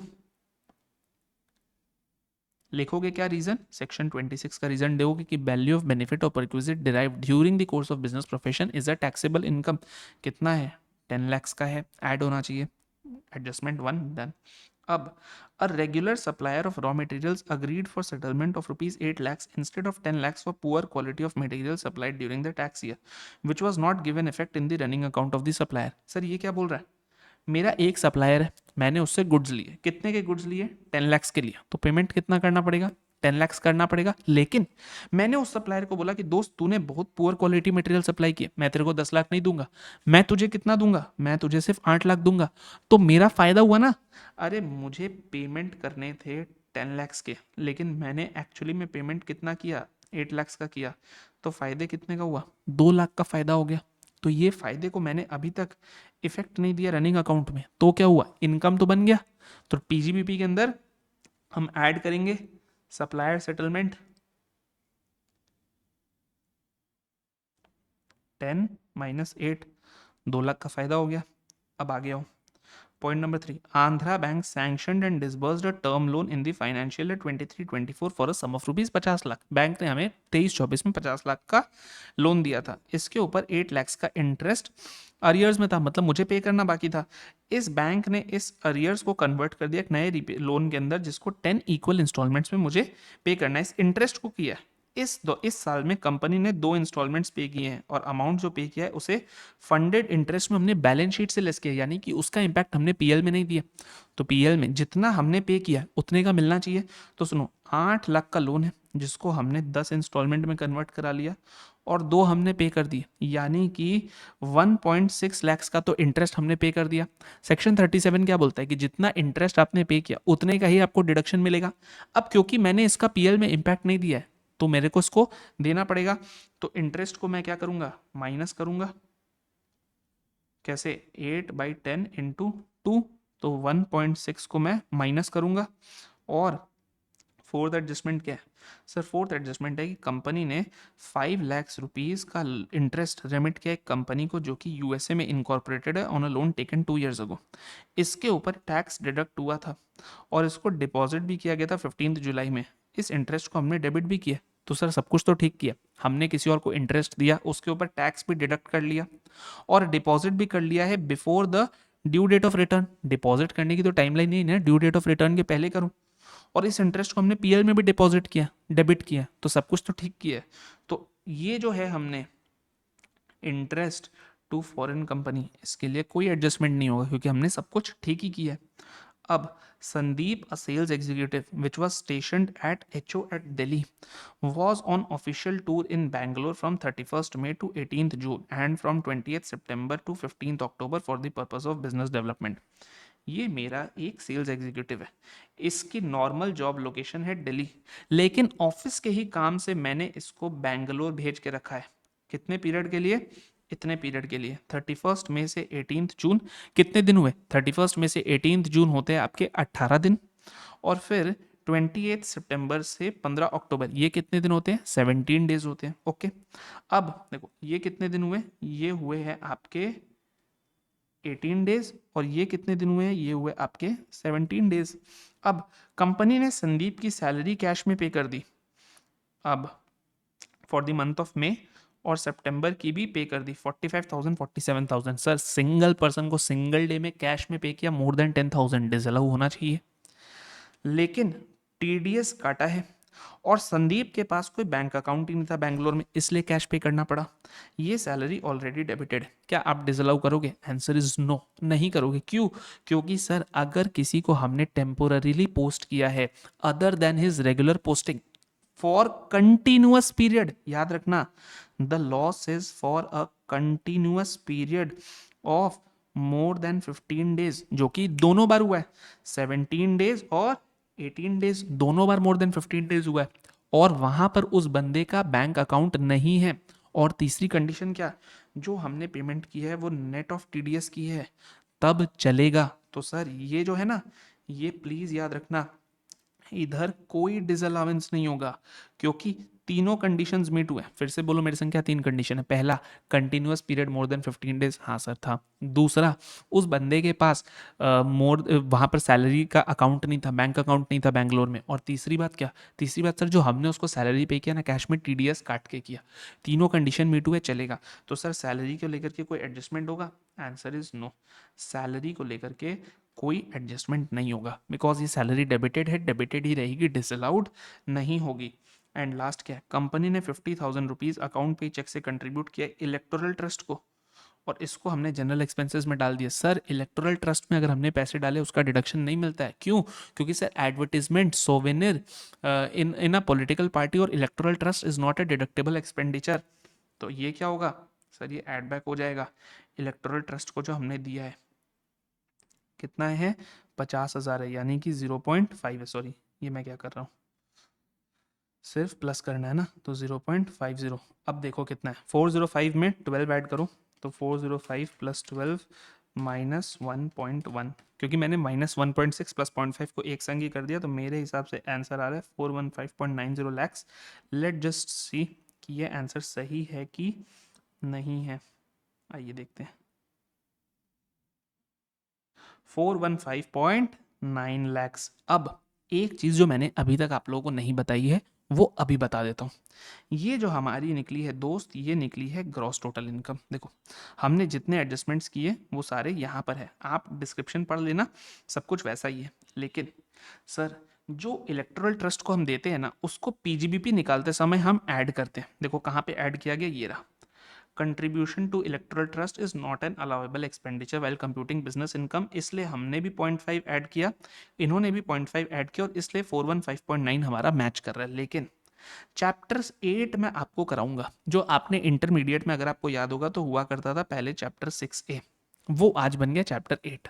चैप्टर 8 ये बोलता है कि अगर असेसी कंपनी है तो फिर जो कंट्रीब्यूशन किया ना असेसी कंपनी ने इलेक्टोरल ट्रस्ट को, उसका डिडक्शन उनको यहां पे मिल जाएगा फ्रॉम जीटीआई। इसलिए फाइनल आंसर आप देखोगे 415.4 है। क्लियर? तो अभी अभी के लिए आप फोकस सिर्फ इसी पे रखो कि आपको पीजीबीपी वाला पार्ट सही निकालना है, बिकॉज चैप्टर 8 हमने किया नहीं। चैप्टर 8 जब करेंगे तब मैं आपको बताऊंगा कि ये जो आया ये आपका जीटीआई आया, और इसमें से आप क्या करोगे, डिडक्शन अंडर चैप्टर 8 निकालोगे, और ये इलेक्टोरल ट्रस्ट का कंट्रीब्यूशन यहाँ पर आ जाएगा, और ये 0.5 को जब आप दोस्त यहाँ से माइनस कर दोगे तो ये रहा 415.4 टोटल इनकम असेसी का ये है। क्लियर? चलो question number 4 is also done now. आइए क्वेश्चन 4 का भी डिस्कशन हमारा हो गया। क्वेश्चन नंबर 5 में आ जाओ। क्वेश्चन नंबर 5 अच्छा ग्रोइंग एंड मैन्युफैक्चरिंग टी का है, तो इसके अंदर पक्का वो 40% वाला चीज़ होगा। एक मिनट में पानी पीता हूँ, आप लोग ट्राई करो तब तक।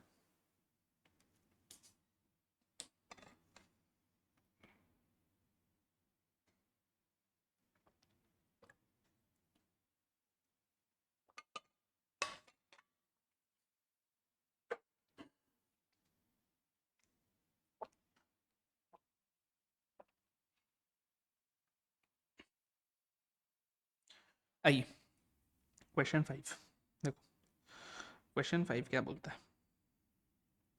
जी लिमिटेड एक कंपनी है in which the public are substantially interested. ठीक है, ये क्या करती है, टी मैन्युफैक्चरिंग कर रही है इंडिया में। Okay, for the tax year ended 31 मार्च 26, यानी कि टैक्स ईयर 25-26 के अंदर इनके कॉम्पोजिट बिजनेस प्रॉफिट्स थे before allowing deduction under section 48 is rupees 60 lakh. Composite मतलब सर अभी तक बाइफर्केशन नहीं किया हुआ है। ठीक है, 1 सितंबर 26 को इन्होंने डिपॉजिट किया है 11 लाख इन टी डेवलपमेंट अकाउंट। अब टैक्स ईयर 24-25 में इन्होंने कोई बिजनेस लॉस इनकर किया था 14 लाख का, जिसको कैरी फॉरवर्ड किया इन्होंने, अच्छी बात है। अब 25 जनवरी 27 को ये कौन सा हो गया सर, ये हो गया हमारा टैक्स ईयर 26-27। इसमें इन्होंने विड्रॉ किया है 10 lakh from deposit account which is utilised as under 6, 3 और 1। 6 लाख को लिया है non depreciable asset as per scheme, तो कोई प्रॉब्लम नहीं है, चलेगा। 3 लाख को लिया for purchase of machinery to be installed in office premises. Sir ये इन्होंने गलत कर दिया। अगर आपने टी डेवलपमेंट अकाउंट के अंदर पैसे डाले हैं तो उसको आप ऑफिस अप्लायंस परचेज करने के लिए नहीं कर सकते हो। ये क्या हो गया, ये हो गया सर मिस यूटिलाइजेशन, ये इनकम बन जाएगा। और 1 लाख को इन्होंने स्पेंड किया है ऑन 5 अप्रैल 27, यानी कि विड्रॉ किया टैक्स ईयर 26-27 में, यूटिलाइज कब किया, आफ्टर 26-27, यानी कि 1 लाख रिमेन्ड अनयूटिलाइज्ड इन 26-27। तो ये भी गलत हो गया सर, जिस साल विड्रॉ करते हो उसी साल के अंदर अंदर में, यानी कि उस साल के 31 मार्च तक में यूज कर लेना। 5 अप्रैल को यूज किया तो आपका टैक्स हो जाएगा। क्वेश्चन हमें क्या बोलता है, क्वेश्चन बोलता है कि आप बिजनेस इनकम निकालो एंड टैक्स कॉन्सिक्वेंसेस निकालो फॉर टैक्स ईयर 26-27, एंड क्या कॉन्सिक्वेंस होगा अगर इस असेट को 6 लाख का बेचा गया, सॉरी जिस असेट को हमने 6 लाख का परचेज किया था इसको 8 लाख का बेच दिया गया अप्रैल 27 में। दोस्त ये बहुत सिंपल क्वेश्चन है, दोस्त ये बहुत सिंपल क्वेश्चन है, बट चलो आंसर नहीं देखेंगे, डायरेक्टली क्वेश्चन का सोल्यूशन करेंगे। आ जाओ, सबसे पहले तो देखो 25-26 का देखते हैं ना कि कितना डिडक्शन मिला होगा। क्वेश्चन हमसे 26-27 का बिजनेस इनकम मान रहा है, लेकिन उसके लिए पहले ये तो जाने कि जो हमने अमाउंट विड्रॉ किया है स्पेशल अकाउंट से, क्या उतने का डिडक्शन मिला था पिछले साल? तो उसके लिए पहले पिछले साल का बनाते हैं।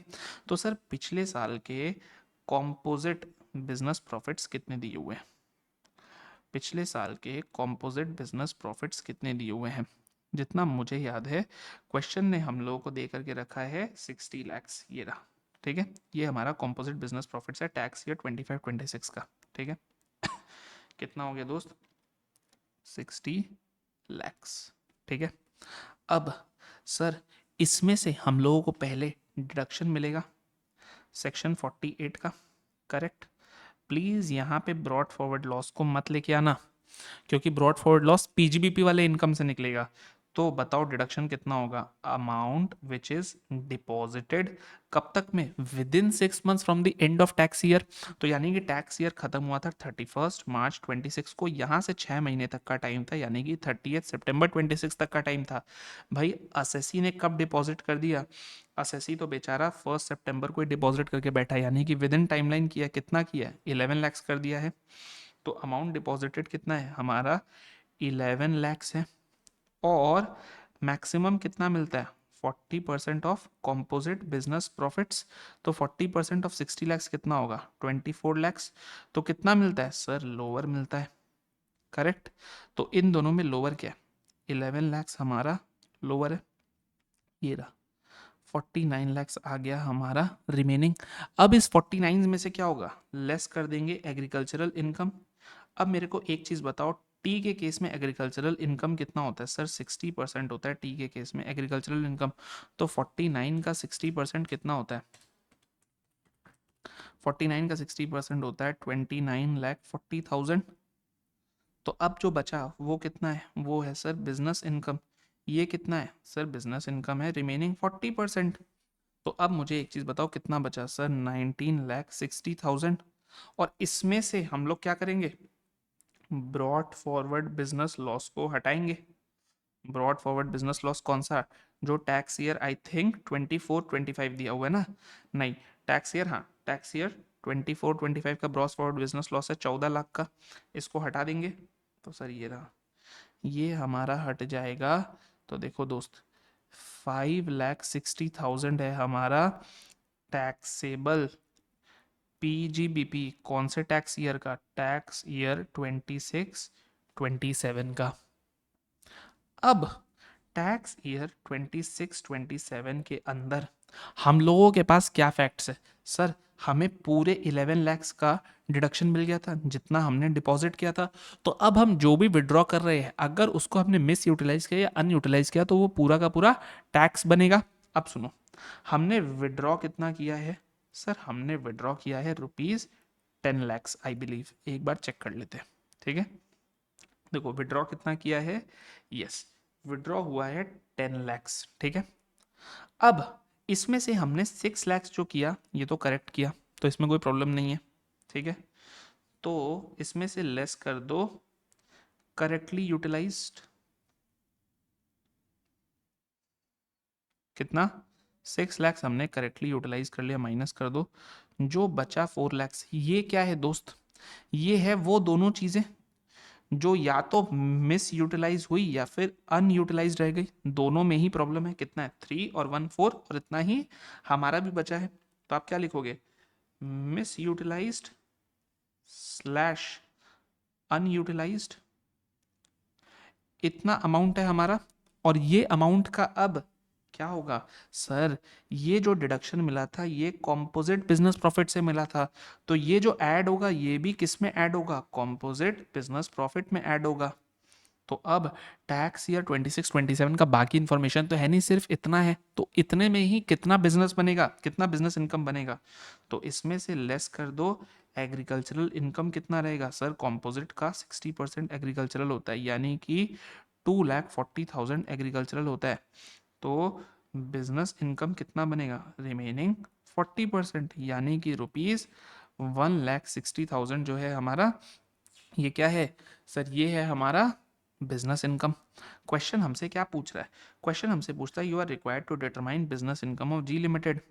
तो sir business income of G limited is ₹1,60,000 for tax year 26-27 and the consequences that may arise from the above transactions in tax year 26-27। तो सर कॉन्सिक्वेंस यही है कि सर ये जो है ना पूरा का पूरा 4 lakhs जो हमारा ऐड हुआ है, ये 4 lakhs जो हमारा ऐड हुआ है, इसका 1,60,000 बिजनेस इनकम बन जाएगा। देखो हम लोग एक बार क्वेश्चन का सोल्यूशन देखते हैं, आओ।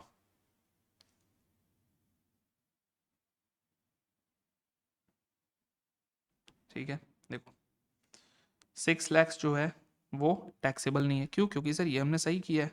3 lakhs जो है सर ये टैक्स होगा, 1 lakh जो है ये टैक्स होगा। अब 40% ऑफ 4 lakhs यानी कि 1,60,000 जो है ये हमारा क्या हो जाएगा? Chargeable to taxes business income, और रिमेनिंग जो है 2,40,000 ये एग्जाम्प्ट रहेगा।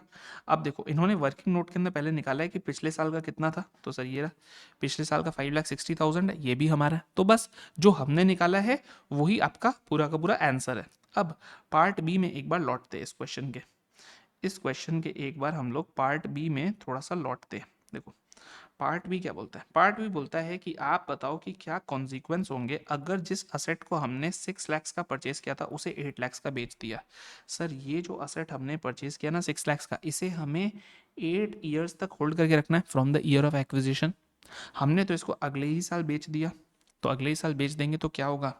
सर पार्ट बी ये बोलता है कि जिस असेट के ऊपर आपने स्पेशल रिजर्व अकाउंट से निकाल करके निकाल करके करेक्टली परचेज किया था उसको आपको 8 साल तक होल्ड करना है। अगर नहीं होल्ड करोगे तब क्या होगा? Sir cost of the asset will become how much?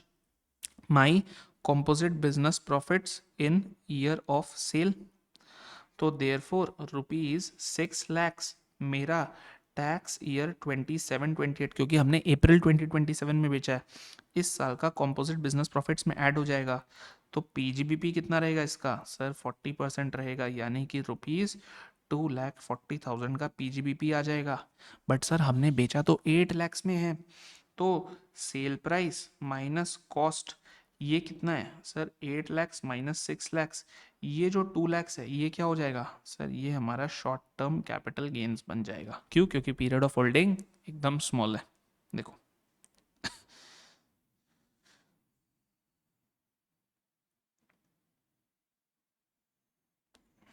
देखो ये क्या है?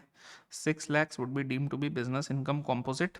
अब उसमें से 3,60,000 जो है वो एग्रीकल्चरल है, तो बैलेंस 240 जो है बिजनेस इनकम बन जाएगा। और ये जो 8 में से 6 किया 2 lakhs क्या है? शॉर्ट टर्म कैपिटल गेन बन जाएगा। सिंपल सा क्वेश्चन है, खत्म हो गया हमारा क्वेश्चन। ठीक है, अब आइए हम लोग क्वेश्चन नंबर 6 में चलते हैं। आ जाओ। क्वेश्चन नंबर 6 बहुत इंपॉर्टेंट क्वेश्चन है, क्योंकि ये ना एक फुल लेंथ क्वेश्चन है, और मैं चाहता भी था कि मैं आप लोगों के संग एक फुल लेंथ क्वेश्चन डिस्कस करूँ। तो एक सेकंड रुकना दोस्त, मैं क्या करता हूँ कि मैं इस पेज को नीचे ले आता हूँ। ठीक है, चलो आ जाओ। Let us do one full length question, मजा आ जाएगा इसको करने में। आओ देखो, the trading and profit and loss account of पिंगू trading private limited. ठीक है, having business of agricultural produce, consumer items and other products for the year ended 31st March is as under। पहले ट्रेडिंग अकाउंट दिया हुआ है, फिर profit and loss account दिया हुआ है। ओके ठीक है, इनकम टैक्स रिफंड है यहाँ पे। ठीक है ठीक है ठीक है, जीएसटी का डिमांड है यहाँ पे। ओके, नेट प्रॉफिट है। अब क्वेश्चन हमसे एंड में क्या मांग रहा है, सबसे पहले तो वही समझ लेते हैं। क्वेश्चन हमसे इनकम चार्जेबल टू टैक्स मांग रहा है for tax year 26-27, ignoring MAT and ignoring alternate tax regime. Support your answer with working notes. चलिए आइए। ठीक है, तो देखो क्वेश्चन नंबर 6। ठीक है, computation of total income of पिंगू trading limited for tax year 26-27। ठीक है, particulars and question rupees in lakhs है या किस में है वो देखना पड़ेगा। चलो रुपीज़ में ही है तो हम लोग सिर्फ रुपीज़ लिखेंगे, 2 कॉलम बना लेते हैं, काम आ जाएगा 2 कॉलम। ठीक है, इस टाइप का कुछ फॉर्मेट आप लोगों को फॉलो करना है। ओके, सिंपल है, एक एक एडजस्टमेंट चलेंगे।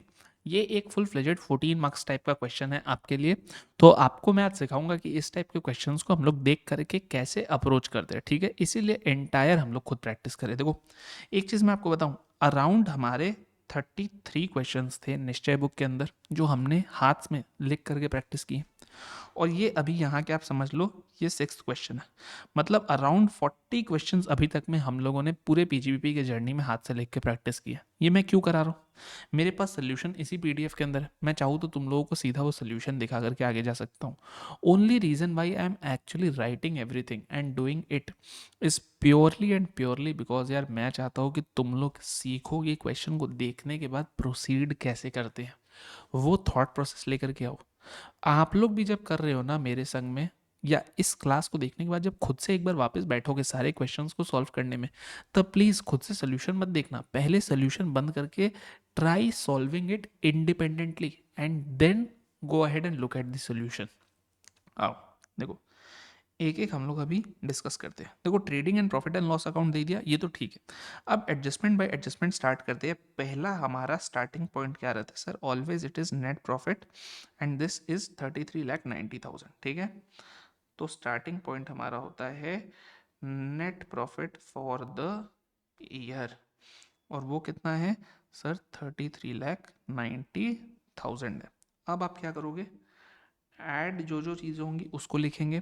तो ऐड क्या क्या होती है, या तो कोई चीज़ें डिसअलावेंस हो रही है उसको हम ऐड करेंगे, या फिर कोई इनकम को टैक्स करना है उसे हम ऐड करेंगे। मानो कोई इनकम है जिसे अभी तक पीएल में नहीं लेके गया लेकिन टैक्सेबल है, तो उसे ऐड करो, या फिर कोई खर्चे को हमने अलाउ कर दिया पीएल में लेकिन वो डिसअलाउ होगा, यही दो चीज़ें ऐड होंगी। 7 to 8 लाइंस का गैप छोड़ने के बाद लेस वाला भी लिख लो। लेस क्या क्या होंगी, जो चीज़ें हमें किसी और हेड में चार्ज करनी है टैक्स में, तो लिख दो कि टैक्स्ड इन अदर हेड। हमें जिसे पीजीबीपी में टैक्स नहीं करना, क्योंकि अभी हम पहले क्या निकाल रहे हैं दोस्त, अभी हम पहले निकाल रहे हैं हमारा पीजीबीपी का इनकम। ठीक है, उसके बाद अदर हेड्स में जाएंगे, तो जो हमें किसी और हेड में टैक्स करना उसको पीजीबीपी से लेस कर देंगे, या फिर कोई एक्सप्लिसिट अलावेंस देना है जिसे अभी तक नहीं दिया है। ठीक है, तो आ जाओ, सबसे पहला एडजस्टमेंट क्या है। सबसे पहला एडजस्टमेंट ये बोलता है कि एक सर्वे हुआ ऑन द बिजनेस प्रेमाइसिस 31 मार्च को, और उस दिन पता चला कि क्लोजिंग स्टॉक की जो वैल्यू है ना वो होनी चाहिए 8,75,000। अभी क्लोजिंग स्टॉक की वैल्यू क्या है सर 4,50,000 है, ये कितनी होनी चाहिए 8,75,000 होनी चाहिए, सर्वे में पता चला। अच्छा ओके, और एक सेल है 75,000 का जिसे हमने इस साल किया था लेकिन इसे रिकॉर्ड ही नहीं किया गया बुक्स में, तो हमें सेल के अंदर भी 75,000 प्लस करना चाहिए। Okay nice. अब value of closing stock after considering these facts on the basis of inventory prepared by the department as on इतना है। ओ अच्छा अच्छा अच्छा, ये देखो ये तो 31 मार्च 26 है, 31 मार्च 26 का क्लोजिंग स्टॉक है 875, तो ये जो है ये 875 नहीं होगा।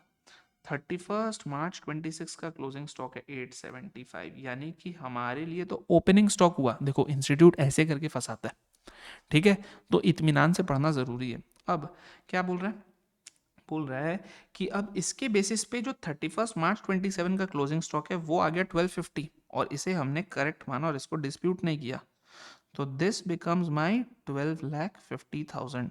ओके, तो सर परचेजेस करेक्ट है, फ्रिट्स एंड कार्टेज करेक्ट है, क्योंकि इसके बारे में कुछ बोला नहीं, यानी कि सर हमारा ग्रॉस प्रॉफिट इंपैक्ट कर जाएगा। देखते ग्रॉस प्रॉफिट कैसे इंपैक्ट करेगा, तो आओ हम लोग क्या करेंगे, हम लोग एक वर्किंग नोट बनाएंगे। वर्किंग नोट कहाँ बनाएंगे, तो देखो मैं एक पेज ऐड करता हूँ। ठीक है, हम लोग यहाँ पर एक वर्किंग नोट बनाते हैं कि रिवाइज्ड ग्रॉस प्रॉफिट क्या होगा। ठीक है, रिवाइज ग्रॉस प्रॉफिट क्या होना चाहिए, तो इसके लिए जो करेक्ट ट्रेडिंग अकाउंट है उसको बना लेते हैं।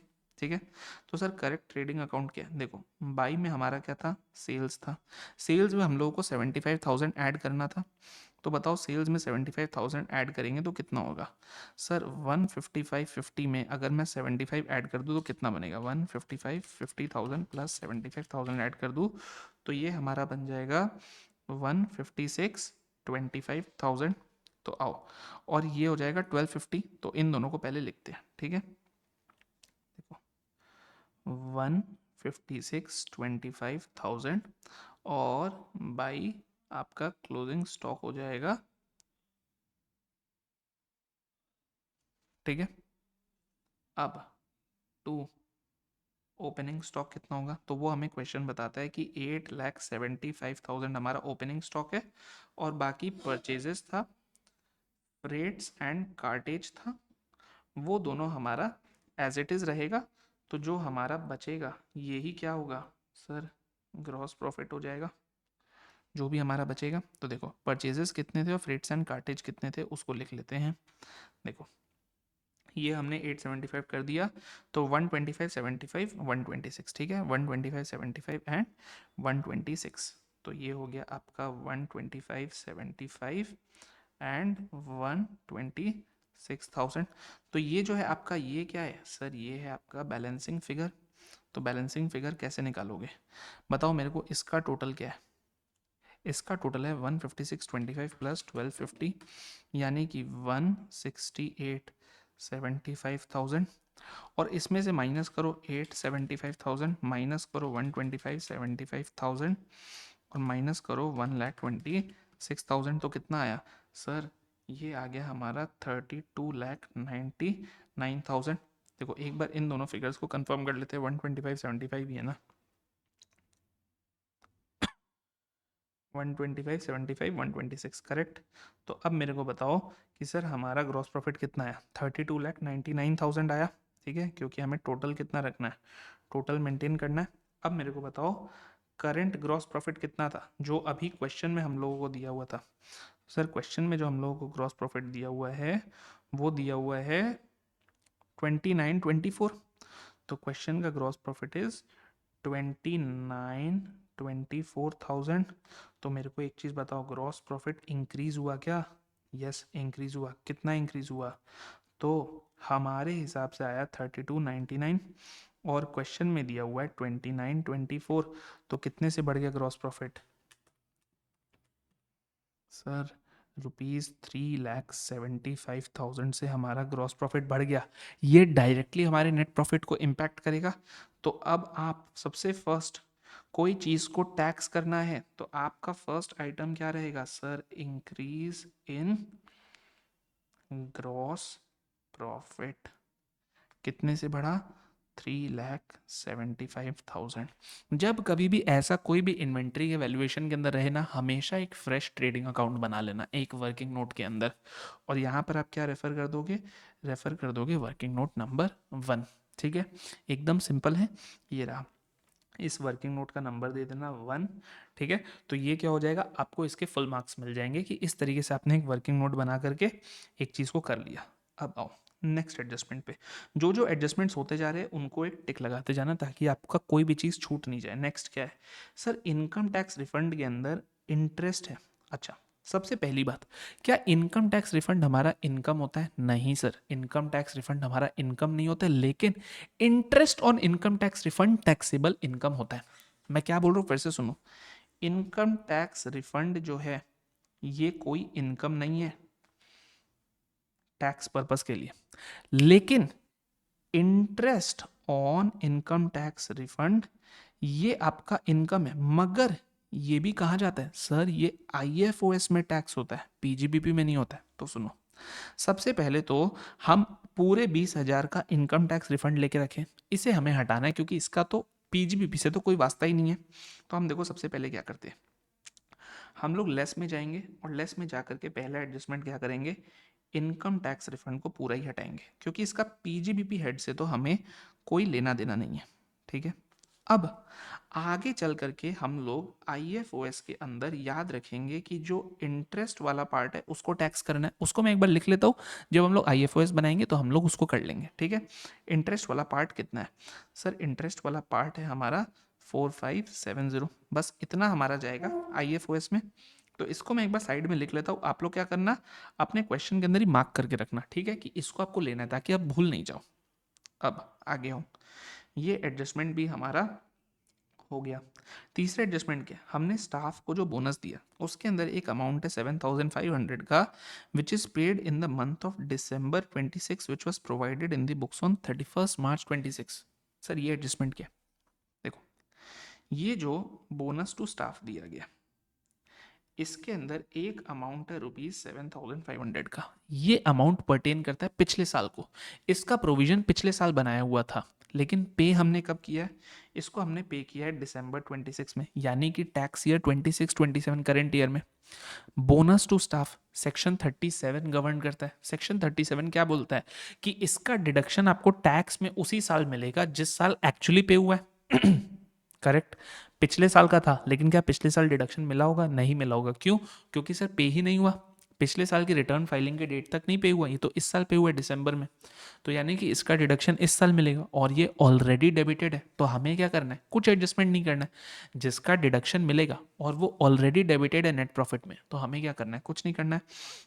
तो आप क्या करोगे, आप यहाँ पे सिंपली लिख दोगे बोनस टू स्टाफ, पूरा एक्सप्लेन कर दोगे जो हमने अभी एक्सप्लेन किया है, कोई एडजस्टमेंट नहीं है इसका, ठीक है। तो हमारा ये वाला एडजस्टमेंट भी जो है डन है। अब rent of premises includes an amount of ₹5,500 incurred on repairs.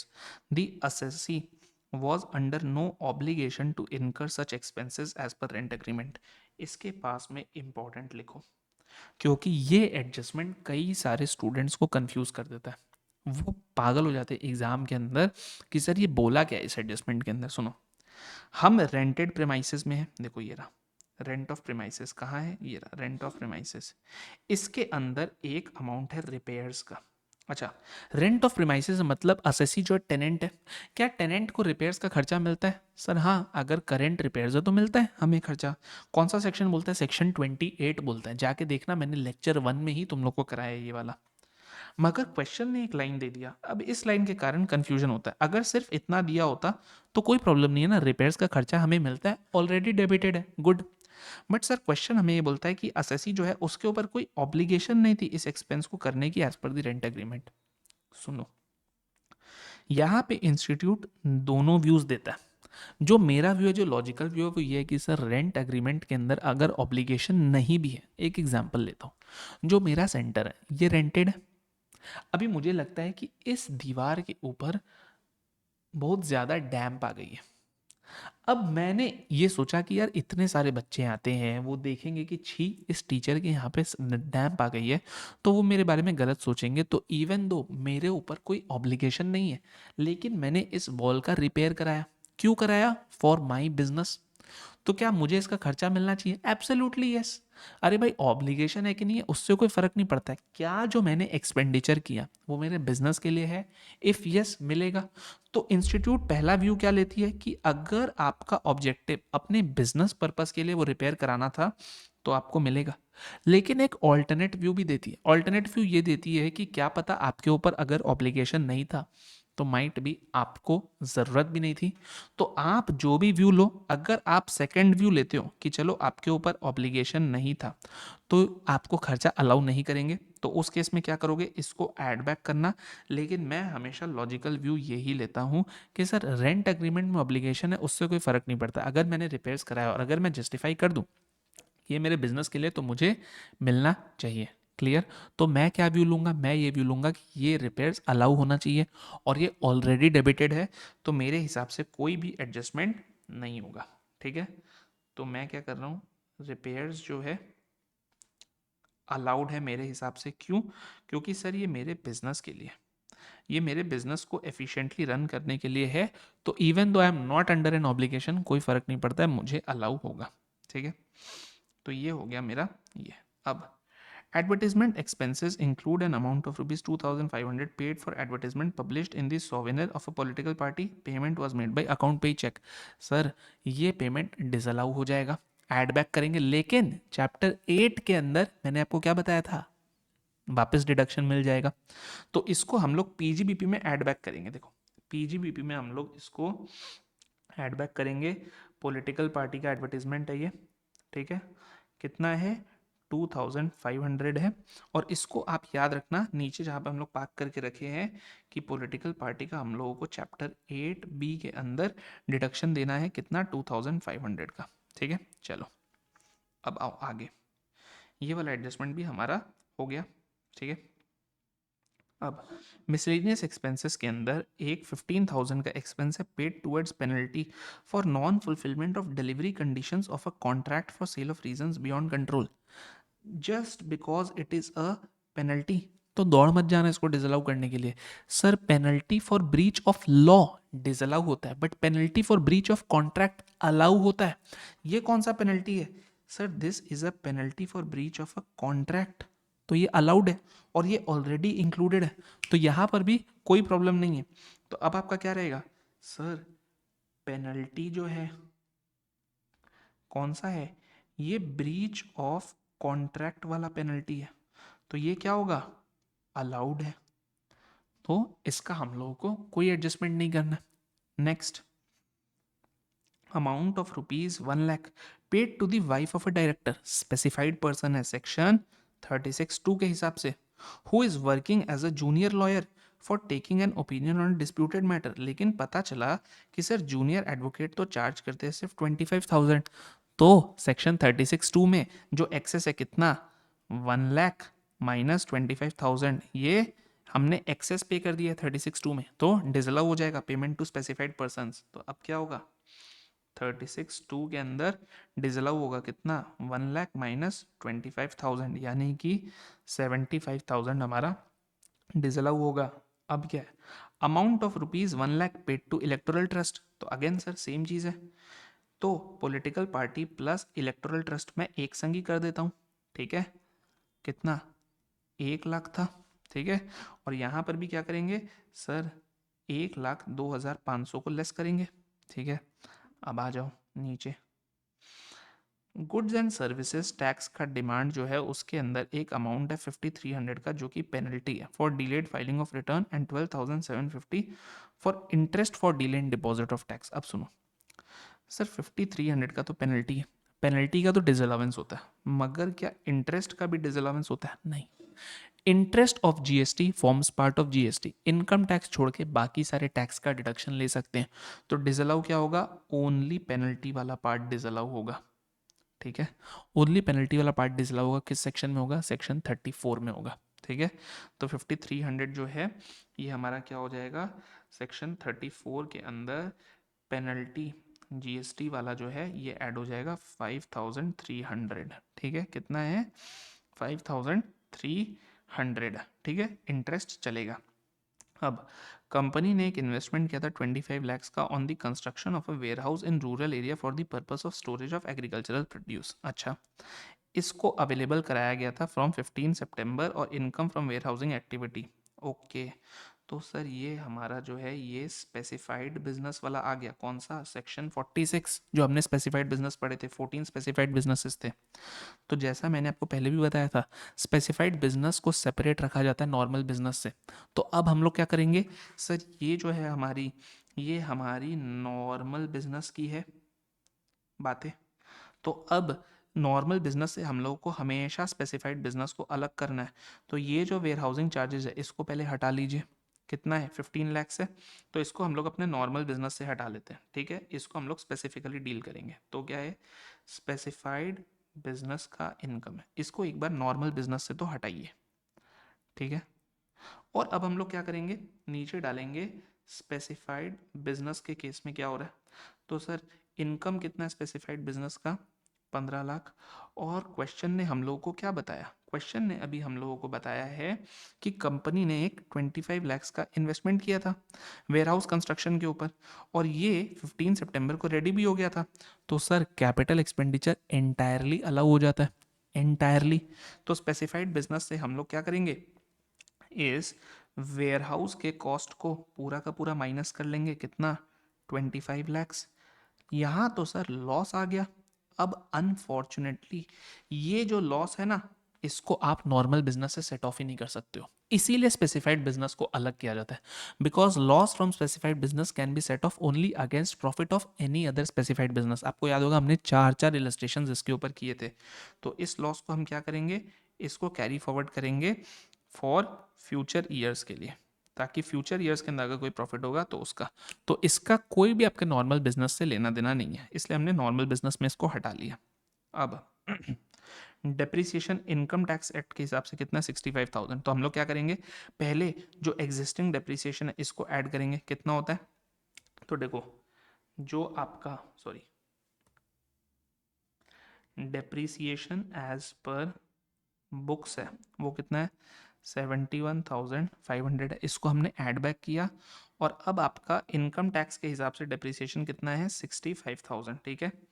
तो इसको हम लोग क्या करेंगे, लेस करेंगे, depreciation as per IT act, ठीक है, 65,000 इसको लेस करेंगे। कई लोग इसको एक एडजस्टमेंट भी दिखाते हैं, आप चाहो तो आप दिखा लो, मैं इसको हमेशा अलग अलग दिखाता हूँ ताकि एरर्स की चांसेस कम रहे।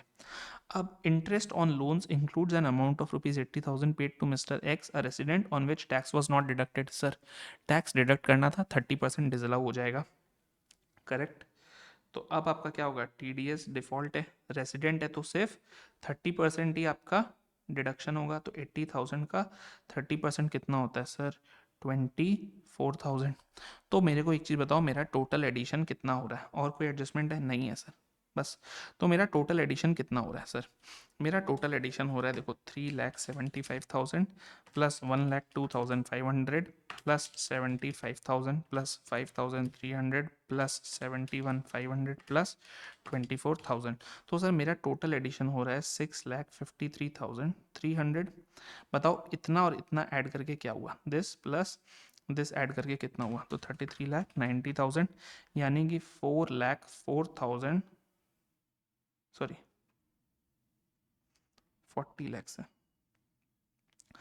40,43,300। अब मेरे को एक चीज़ बताओ, टोटल मेरे डिलीशंस कितने हैं, तो सर ये टोटल डिलीशंस हो गए 15,85,000। तो इसको अगर मैं माइनस कर दूं तो मेरे नॉर्मल बिजनेस से इनकम कितना आया है, सर नॉर्मल बिजनेस से जो मेरा इनकम आया है वो आया है -15,85,000, यानी कि 24,58,300। ये मेरे नॉर्मल बिजनेस का इनकम है। सर स्पेशल बिजनेस का जो इनकम है वो तो हमको कैरी फॉरवर्ड ही करना, उसका कोई सेट ऑफ नहीं मिलेगा। अब इनकम फ्रॉम अदर सोर्स क्या बनेगा, तो interest on income tax refund सिर्फ एक ही था, कितना है 4,570। तो मेरी ग्रॉस टोटल इनकम क्या आ गई, दिस प्लस दिस। आप यहाँ पे कभी भी डबल ये मत देना, ये मैंने जस्ट फ्लो में दे दिया, ठीक है, +4,570। तो मेरी ग्रॉस टोटल इनकम आई आपकी 24,62,870। इसमें से हम लोग क्या माइनस करेंगे सर, चैप्टर 8B, और कितना माइनस होगा, 1,02,500। तो चैप्टर 8 का इलेक्टोरल ट्रस्ट को डोनेशन प्लस पॉलिटिकल पार्टी को डोनेशन 1,02,500। तो मेरी टोटल इनकम जो क्वेश्चन मुझसे डिमांड कर रही है वो क्या आ गई, 1,02,500, यानी कि 23,60,370। मेरे हिसाब से आंसर यही है, आओ देख लेते हैं। क्वेश्चन नंबर 6 है ना,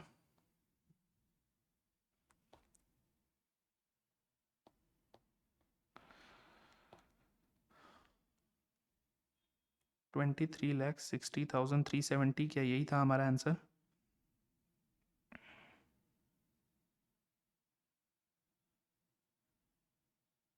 यस यही था हमारा आंसर। तो दिस इज डन। आप बाकी इसको एक्चुअल सोल्यूशन देख लेना। देखो इस तरीके से हम लोग पूरा सॉल्व करते हैं, लाइन से देखो मैंने सारे एडजस्टमेंट्स कराए हैं तुम लोगों को भी बिल्कुल ऐसे ही एडजस्टमेंट्स करने हैं। ऑब्वियसली थोड़ा और डिस्क्रिप्शन देना, वर्किंग नोट्स में सारी चीज़ों को रेफर करना, मगर करने का तरीका आपको आ गया।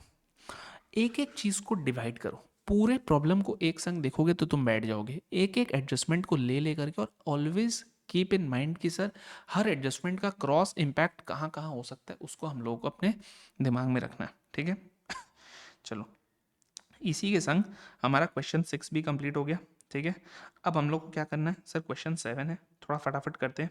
ठीक है, क्या बोलता है ए लिमिटेड, पहले हम लोग क्वेश्चन 6 में टिक लगा लेते हैं। ठीक है, आ जाओ, मुझे यार टिक लगाना बहुत पसंद है। ठीक है, क्वेश्चन 7 देखो, ए लिमिटेड ने आईडीबीआई बैंक को एक लमसम प्री पेमेंट प्रीमियम दिया है 1.2 लाख का for restructuring its debts and reducing its rate of interest. उसने इस एंटायर सम को बिजनेस एक्सपेंडिचर क्लेम कर लिया। एओ ने बोला कि नहीं, प्री पेमेंट प्रीमियम को आप 10 साल तक एमोटाइज करो और इसलिए सिर्फ 10% ही अलाउ किया। क्या एओ का इंटेंशन करेक्ट है? एओ जो है वो इनकरेक्ट है यहाँ पे। ठीक है, हम लोग पार्ट बी को भी देख लेते हैं, फिर एक ही बार आंसर देखेंगे। एओ इनकरेक्ट है because sir pre payment premium भी जो हमने दिया है रीस्ट्रक्चरिंग के हिसाब से, वो जिस ईयर में पे किया उसी ईयर के अंदर अलाउ होगा, just like upfront interest payment जो हमने तापड़िया टूल्स के केस में देखा था। उसके बाद explain the tax treatment of emergency spares of plant and machinery acquired during the year which even though kept ready for use have not actually been used during the relevant tax year। Sir ये important concept है, सुन लो। इस concept को अभी तुम लोगों के संग एक बार मैं डिस्कस कर लेता हूँ। देखो कॉन्सेप्ट क्या है sir, spares, plant and machinery के स्पेयर्स क्या होते हैं, जैसे मैं आपको एक एग्जांपल देता हूँ। ये जो मेरे सामने माइक्रोफोन आप देख रहे हो, ठीक है, अभी क्या होता है, कल को अगर मान लो गलती से ये जो हैंडल ये खराब हो जाए ना, तो मेरे पास ये एक और स्पेयर में पड़ा हुआ है। ठीक है, अब चीज़ क्या, सर ये स्पेयर को तो मैं तब यूज़ करूंगा ना जब ये पहले खराब हो। वो जो स्पेयर पड़ा है उसको तो मैं तब यूज़ करूंगा जब ये खराब हो। तो क्या उसके ऊपर डेप्रिसिएशन ले सकता हूँ? अब सुनना यहाँ पे सर, स्पेयर्स को लेकर के कॉन्सेप्ट ये है कि स्पेयर्स अगर आपके ऐसे हैं जिसके कारण असेट की वैल्यू एनहांस नहीं हो रही है, सिर्फ मेंटेन हो रही है, तब तो हम उसको रेवेन्यू एक्सपेंडिचर मान लेते हैं। करेक्ट, नट बोल्ट हुए छोटे छोटे, या फिर मानो कोई भी छोटे मोटे पार्ट्स हो गए, स्क्रू हो गया, कोई नट बोल्ट हो गया, कोई हैंडल हो गया, उसको क्या कैपिटलाइज करोगे सर? वो तो हम डालते ही तब है ना जब एग्जिस्टिंग नट बोल्ट खराब हो गया, तो उसको कैपिटलाइज नहीं करते। हाँ, अगर कोई बहुत इंपॉर्टेंट स्पेयर है या बहुत क्रिटिकल स्पेयर है, ठीक है, जिसकी वैल्यू हाई है, तो हम उसको कब कैपिटलाइज करेंगे सर? हम उसे उसी दिन कैपिटलाइज कर देंगे जब वो रेडी टू यूज हो गया। क्यों? क्योंकि मैंने आपको क्या बताया था, स्टैंड बाई इक्विपमेंट के केस के अंदर put to use includes passive use as well. याद करो, मैंने फायर फाइटिंग एक्सटिंग्विशर का एग्जांपल दिया था कि सर फायर एक्सटिंग्विशर तो काम ही उस दिन आएगी जिस दिन आग लगेगी। तो आग अगर 5 साल तक नहीं लगेगी तो क्या हम उसके ऊपर डेप्रिसिएशन नहीं लेंगे? अरे लेंगे, क्योंकि सर स्टैंड बाय इक्विपमेंट के केस में पुट टू यूज का मतलब होता है पैसिव यूज ऑल्सो। तो यहां पर आप आंसर देखना, यही दिया हुआ है। अभी चलो हम लोग देख लेते हैं। आंसर यही दिया हुआ है कि बिकॉज ये रेवेन्यू एक्सपेंडिचर के अंदर अगर जाता है तो पहले रेवेन्यू एक्सपेंडिचर में डाल दो, लेकिन अगर ये रेवेन्यू एक्सपेंडिचर में नहीं जा सकता है तब आप क्या करो, तब आप इसको सिंपली अपना कर लो, क्योंकि even though put to use है चलेगा, मतलब पैसिव यूज है तो भी डेप्रिसिएशन मिलेगा। तो देखो पहले केस के अंदर क्या है, contention of A limited is correct और एओ का कंटेंशन इनकरेक्ट है। क्यों है? क्योंकि सर यहाँ पर भी एक केस लॉ है गुजरात गार्जियन लिमिटेड का। इतने आपको केस लॉज ना सारे याद नहीं रहेंगे, आप खाली बॉटम लाइन क्रक्स को देखो। देखो, company's claim for depreciation has to be allowed in one lump sum keeping in view the provisions of section 37 deduction, sorry, ठीक है, which provides that any sum payable as interest on any loans shall be allowed to the assessee in the year in which same is paid irrespective of the periods in which the liability to pay such sum is arising। High court ने भी इस view के संग conquer किया है, तो therefore ये जो पेमेंट है ये अलाउ हो जाएगा। अब नेक्स्ट आ जाओ आपका स्पेयर्स वाला। देखो, machinery spares shall be charge to revenue as and when consume. मैंने क्या बोला, जो छोटे मोटे स्पेयर्स है उनको तो सीधा रेवेन्यू एक्सपेंडिचर मान लो, लेकिन when such spares can be used only in connection with an item of tangible fixed assets and its use is expected to be irregular, they shall be capitalised. अब जहां पर आप कैपिटलाइज करते हो, issue ये है कि भाई डेप्रिसिएशन कब लेंगे, जब वो रेडी टू यूज है तब लेंगे, या फिर जब उनका एक्चुअली पुट टू यूज किया तब लेंगे। अब इसको इनसिल्को लिमिटेड के केस में कोर्ट ने क्या बोला सुनो, कि emergency spares even though ready for use है लेकिन कंज्यूम नहीं हुए हैं, तो भी हम लोग क्या करेंगे, सेक्शन 33 के अंदर ले लेंगे। क्यों? क्योंकि these spares are specific to a fixed asset and form an integral part of the fixed assets, they will in all probability be useless once the asset is discarded and will also have to be disposed of. तो in this sense concept of passive use will also apply to emergency spares। तो यहाँ पर क्या होगा, assessee would be entitled to capitalize and claim depreciation on such spares। Simple. चलो question 7 भी हम लोगों का जो है हो गया है। अब हम लोग फटाफट से करेंगे क्वेश्चन नंबर 8। देखो क्वेश्चन 7 भी हम लोगों ने कर लिया है। देखो क्वेश्चन नंबर 8 ना आपके लिए होमवर्क है, क्योंकि ये क्या है, ये टेलीकॉम लाइसेंस के ऊपर है, तो एकदम सिंपल है, कुछ नहीं है। देखो इन्होंने एक लाइसेंस फी लिया है 10 साल का, ठीक है, और 27 लाख का जो फीस है इसको इन्होंने पे किया है 3 इंस्टॉलमेंट्स में 9 9 लाख के, ठीक है। क्वेश्चन करिए कि पेमेंट को आपको कैसे डील करना है, ये आपके लिए होमवर्क है, एकदम सिंपल है। हमने इससे भी हाई लेवल का क्वेश्चन ऑलरेडी डील किया हुआ है अपने ही इलस्ट्रेशंस के अंदर, ठीक है। अब आ जाओ अल्फा लिमिटेड का। ये एक मैन्युफैक्चरिंग कंपनी है, ठीक है। इसने नेट प्रॉफिट डिस्क्लोज किया 12.5 लाख का। You are required to compute taxable income. अच्छा, तो देखो हम लोग यहीं पे स्टार्ट करते हैं, 12.5 लाख से, और एक एक एडजस्टमेंट वो कर लेते हैं। अब देखो एडवर्टीजमेंट एक्सपेंडिचर जिसको डेबिट किया है उसके अंदर 60,000 है, जिसको कैश में पे किया सिस्टर कंसर्न डायरेक्टर को 52,000। तो सर यहाँ पर क्या है, सुनो, हमने sister concern of a director को पे किया, यानी कि हमने स्पेसिफाइड पर्सन को पे किया। मार्केट वैल्यू कितनी है 52,000, तो 36 के अंदर हमारा कितना होगा 60 के माइनस 52 के, तो यानी कि 8,000 का तो डिसअलावेंस होगा सेक्शन 36(2) में, करेक्ट। और बाकी 52 भी जो पे किया है सर, ये भी तो कैश में पे हुआ है ना, तो 36(4) उसके अंदर हम लोग 52,000 करेंगे, यानी कि ऑल इन ऑल पूरे ही 60,000 को डिसअलाउ कर रहे हैं। लेकिन करने का तरीका ये है कि 8,000 36(2) में दिखा रहे हैं और रिमेनिंग 52,000 को हम लोग 36(4) में दिखा रहे हैं, ठीक है। Repairs of plant and machinery debited to PL account include rupees 1,08,000 towards replacement of worn out parts. Such expenditure does not increase the future benefit. तो सर ये तो रेवेन्यू एक्सपेंडिचर है, करंट रिपेयर्स है, करंट रिपेयर्स तो allow होते हैं, इसके कारण कोई एडजस्टमेंट ही नहीं करना है। Sum of rupees 6,000 on account of liability foregone by a creditor has been taken to general reserve. Original purchases was debited to PL account. Sir ये तो सेक्शन 38(1) का केस है कि मेरा कोई प्रीवियस ईयर्स की लाइबिलिटी थी जिसको आज फोरगो कर दिया, उस लाइबिलिटी को मैंने इनकम में बनाया था, तो आज जब फोरगो हुआ, सॉरी उस लाइबिलिटी को मैंने एक्सपेंडिचर में डेबिट किया था प्रीवियस ईयर्स में, तो आज जब फोरगो हुआ तो इनकम बनना चाहिए। तो इस 6,000 को हमने डायरेक्टली जनरल रिजर्व में ले लिया, तो हमें क्या करना पड़ेगा, टैक्सेबल इनकम के लिए एड बैक करना पड़ेगा। Sale proceeds of import entitlements amounting to rupees 1 lakh has been credited to profit and loss account which the company claims as capital receipt not chargeable to income tax. Company बोलती है कि मैंने इसको PL में डाला है, लेकिन मेरे हिसाब से कैपिटल रिसीट्स है। आप क्या बोलोगे, आप बोलोगे नहीं रे, सेक्शन 27 के हिसाब से इंपोर्ट एंटाइटलमेंट लाइसेंस को बेचोगे तो वो तुम्हारा पीएल में जो गया है वो टैक्सेबल इनकम में भी जाएगा। तो आपने ऑलरेडी 12.5 लाख के अंदर इसको फैक्टर करके रखा है, तो यहाँ पे कोई एडजस्टमेंट की रिक्वायरमेंट नहीं है। अब being also engaged in biotechnology business, company ने कुछ एक्सपेंडिचर किए इन हाउस रिसर्च डेवलपमेंट के लिए, तो मिलेगा कैपिटल एक्सपेंडिचर का डिडक्शन पूरा ही मिलेगा, माइनस हो जाएगा। रेम्यूनरेशन पेड टू साइंटिस्ट ये भी पूरा का पूरा मिलेगा, माइनस हो जाएगा। लेकिन ये तो ऑलरेडी डेबिटेड है पीएल में, तो माइनस करने की ज़रूरत ही क्या है, जो चीज़ ऑलरेडी डेबिटेड है उसको माइनस करने की कोई रिक्वायरमेंट ही नहीं है। तो बताओ आंसर फाइनल क्या है, एकदम सिंपल सा है सर। टोटल इनकम क्या आ गया बताइए, 12,50,000 में 60 यानी कि 13,10 और 13,16,000। तो आई बिलीव कि अपना आंसर जो है 13,16 होना चाहिए इस केस में। लेट्स सी कि क्या आंसर है, 13,16,000। तो हमारा क्वेश्चन नंबर 8 जो है ये भी पूरा का पूरा कंप्लीट होता है, ठीक है। आइए अब हम लोगों को बस क्वेश्चन नंबर 9 करना है, और क्वेश्चन नंबर 9 करने के बाद हम लोगों का, सॉरी क्वेश्चन नंबर 10 जो है ये भी करना है, और बस हमारा ये पूरा का पूरा टॉपिक खत्म हो जाता है। देखो, corporation was set up by state government transferring all the buses owned by it for a consideration of rupees 75 lakhs which was discharged by the corporation by issue of equity shares. Okay, corporation, देखो corporation को state government ने setup किया और सारे buses जो state government के हैं उसको इन्होंने ट्रांसफ़र कर दिया है 75 लैक्स में, और इसके बदले में कॉरपोरेशन ने इक्विटी शेयर्स दे दिए।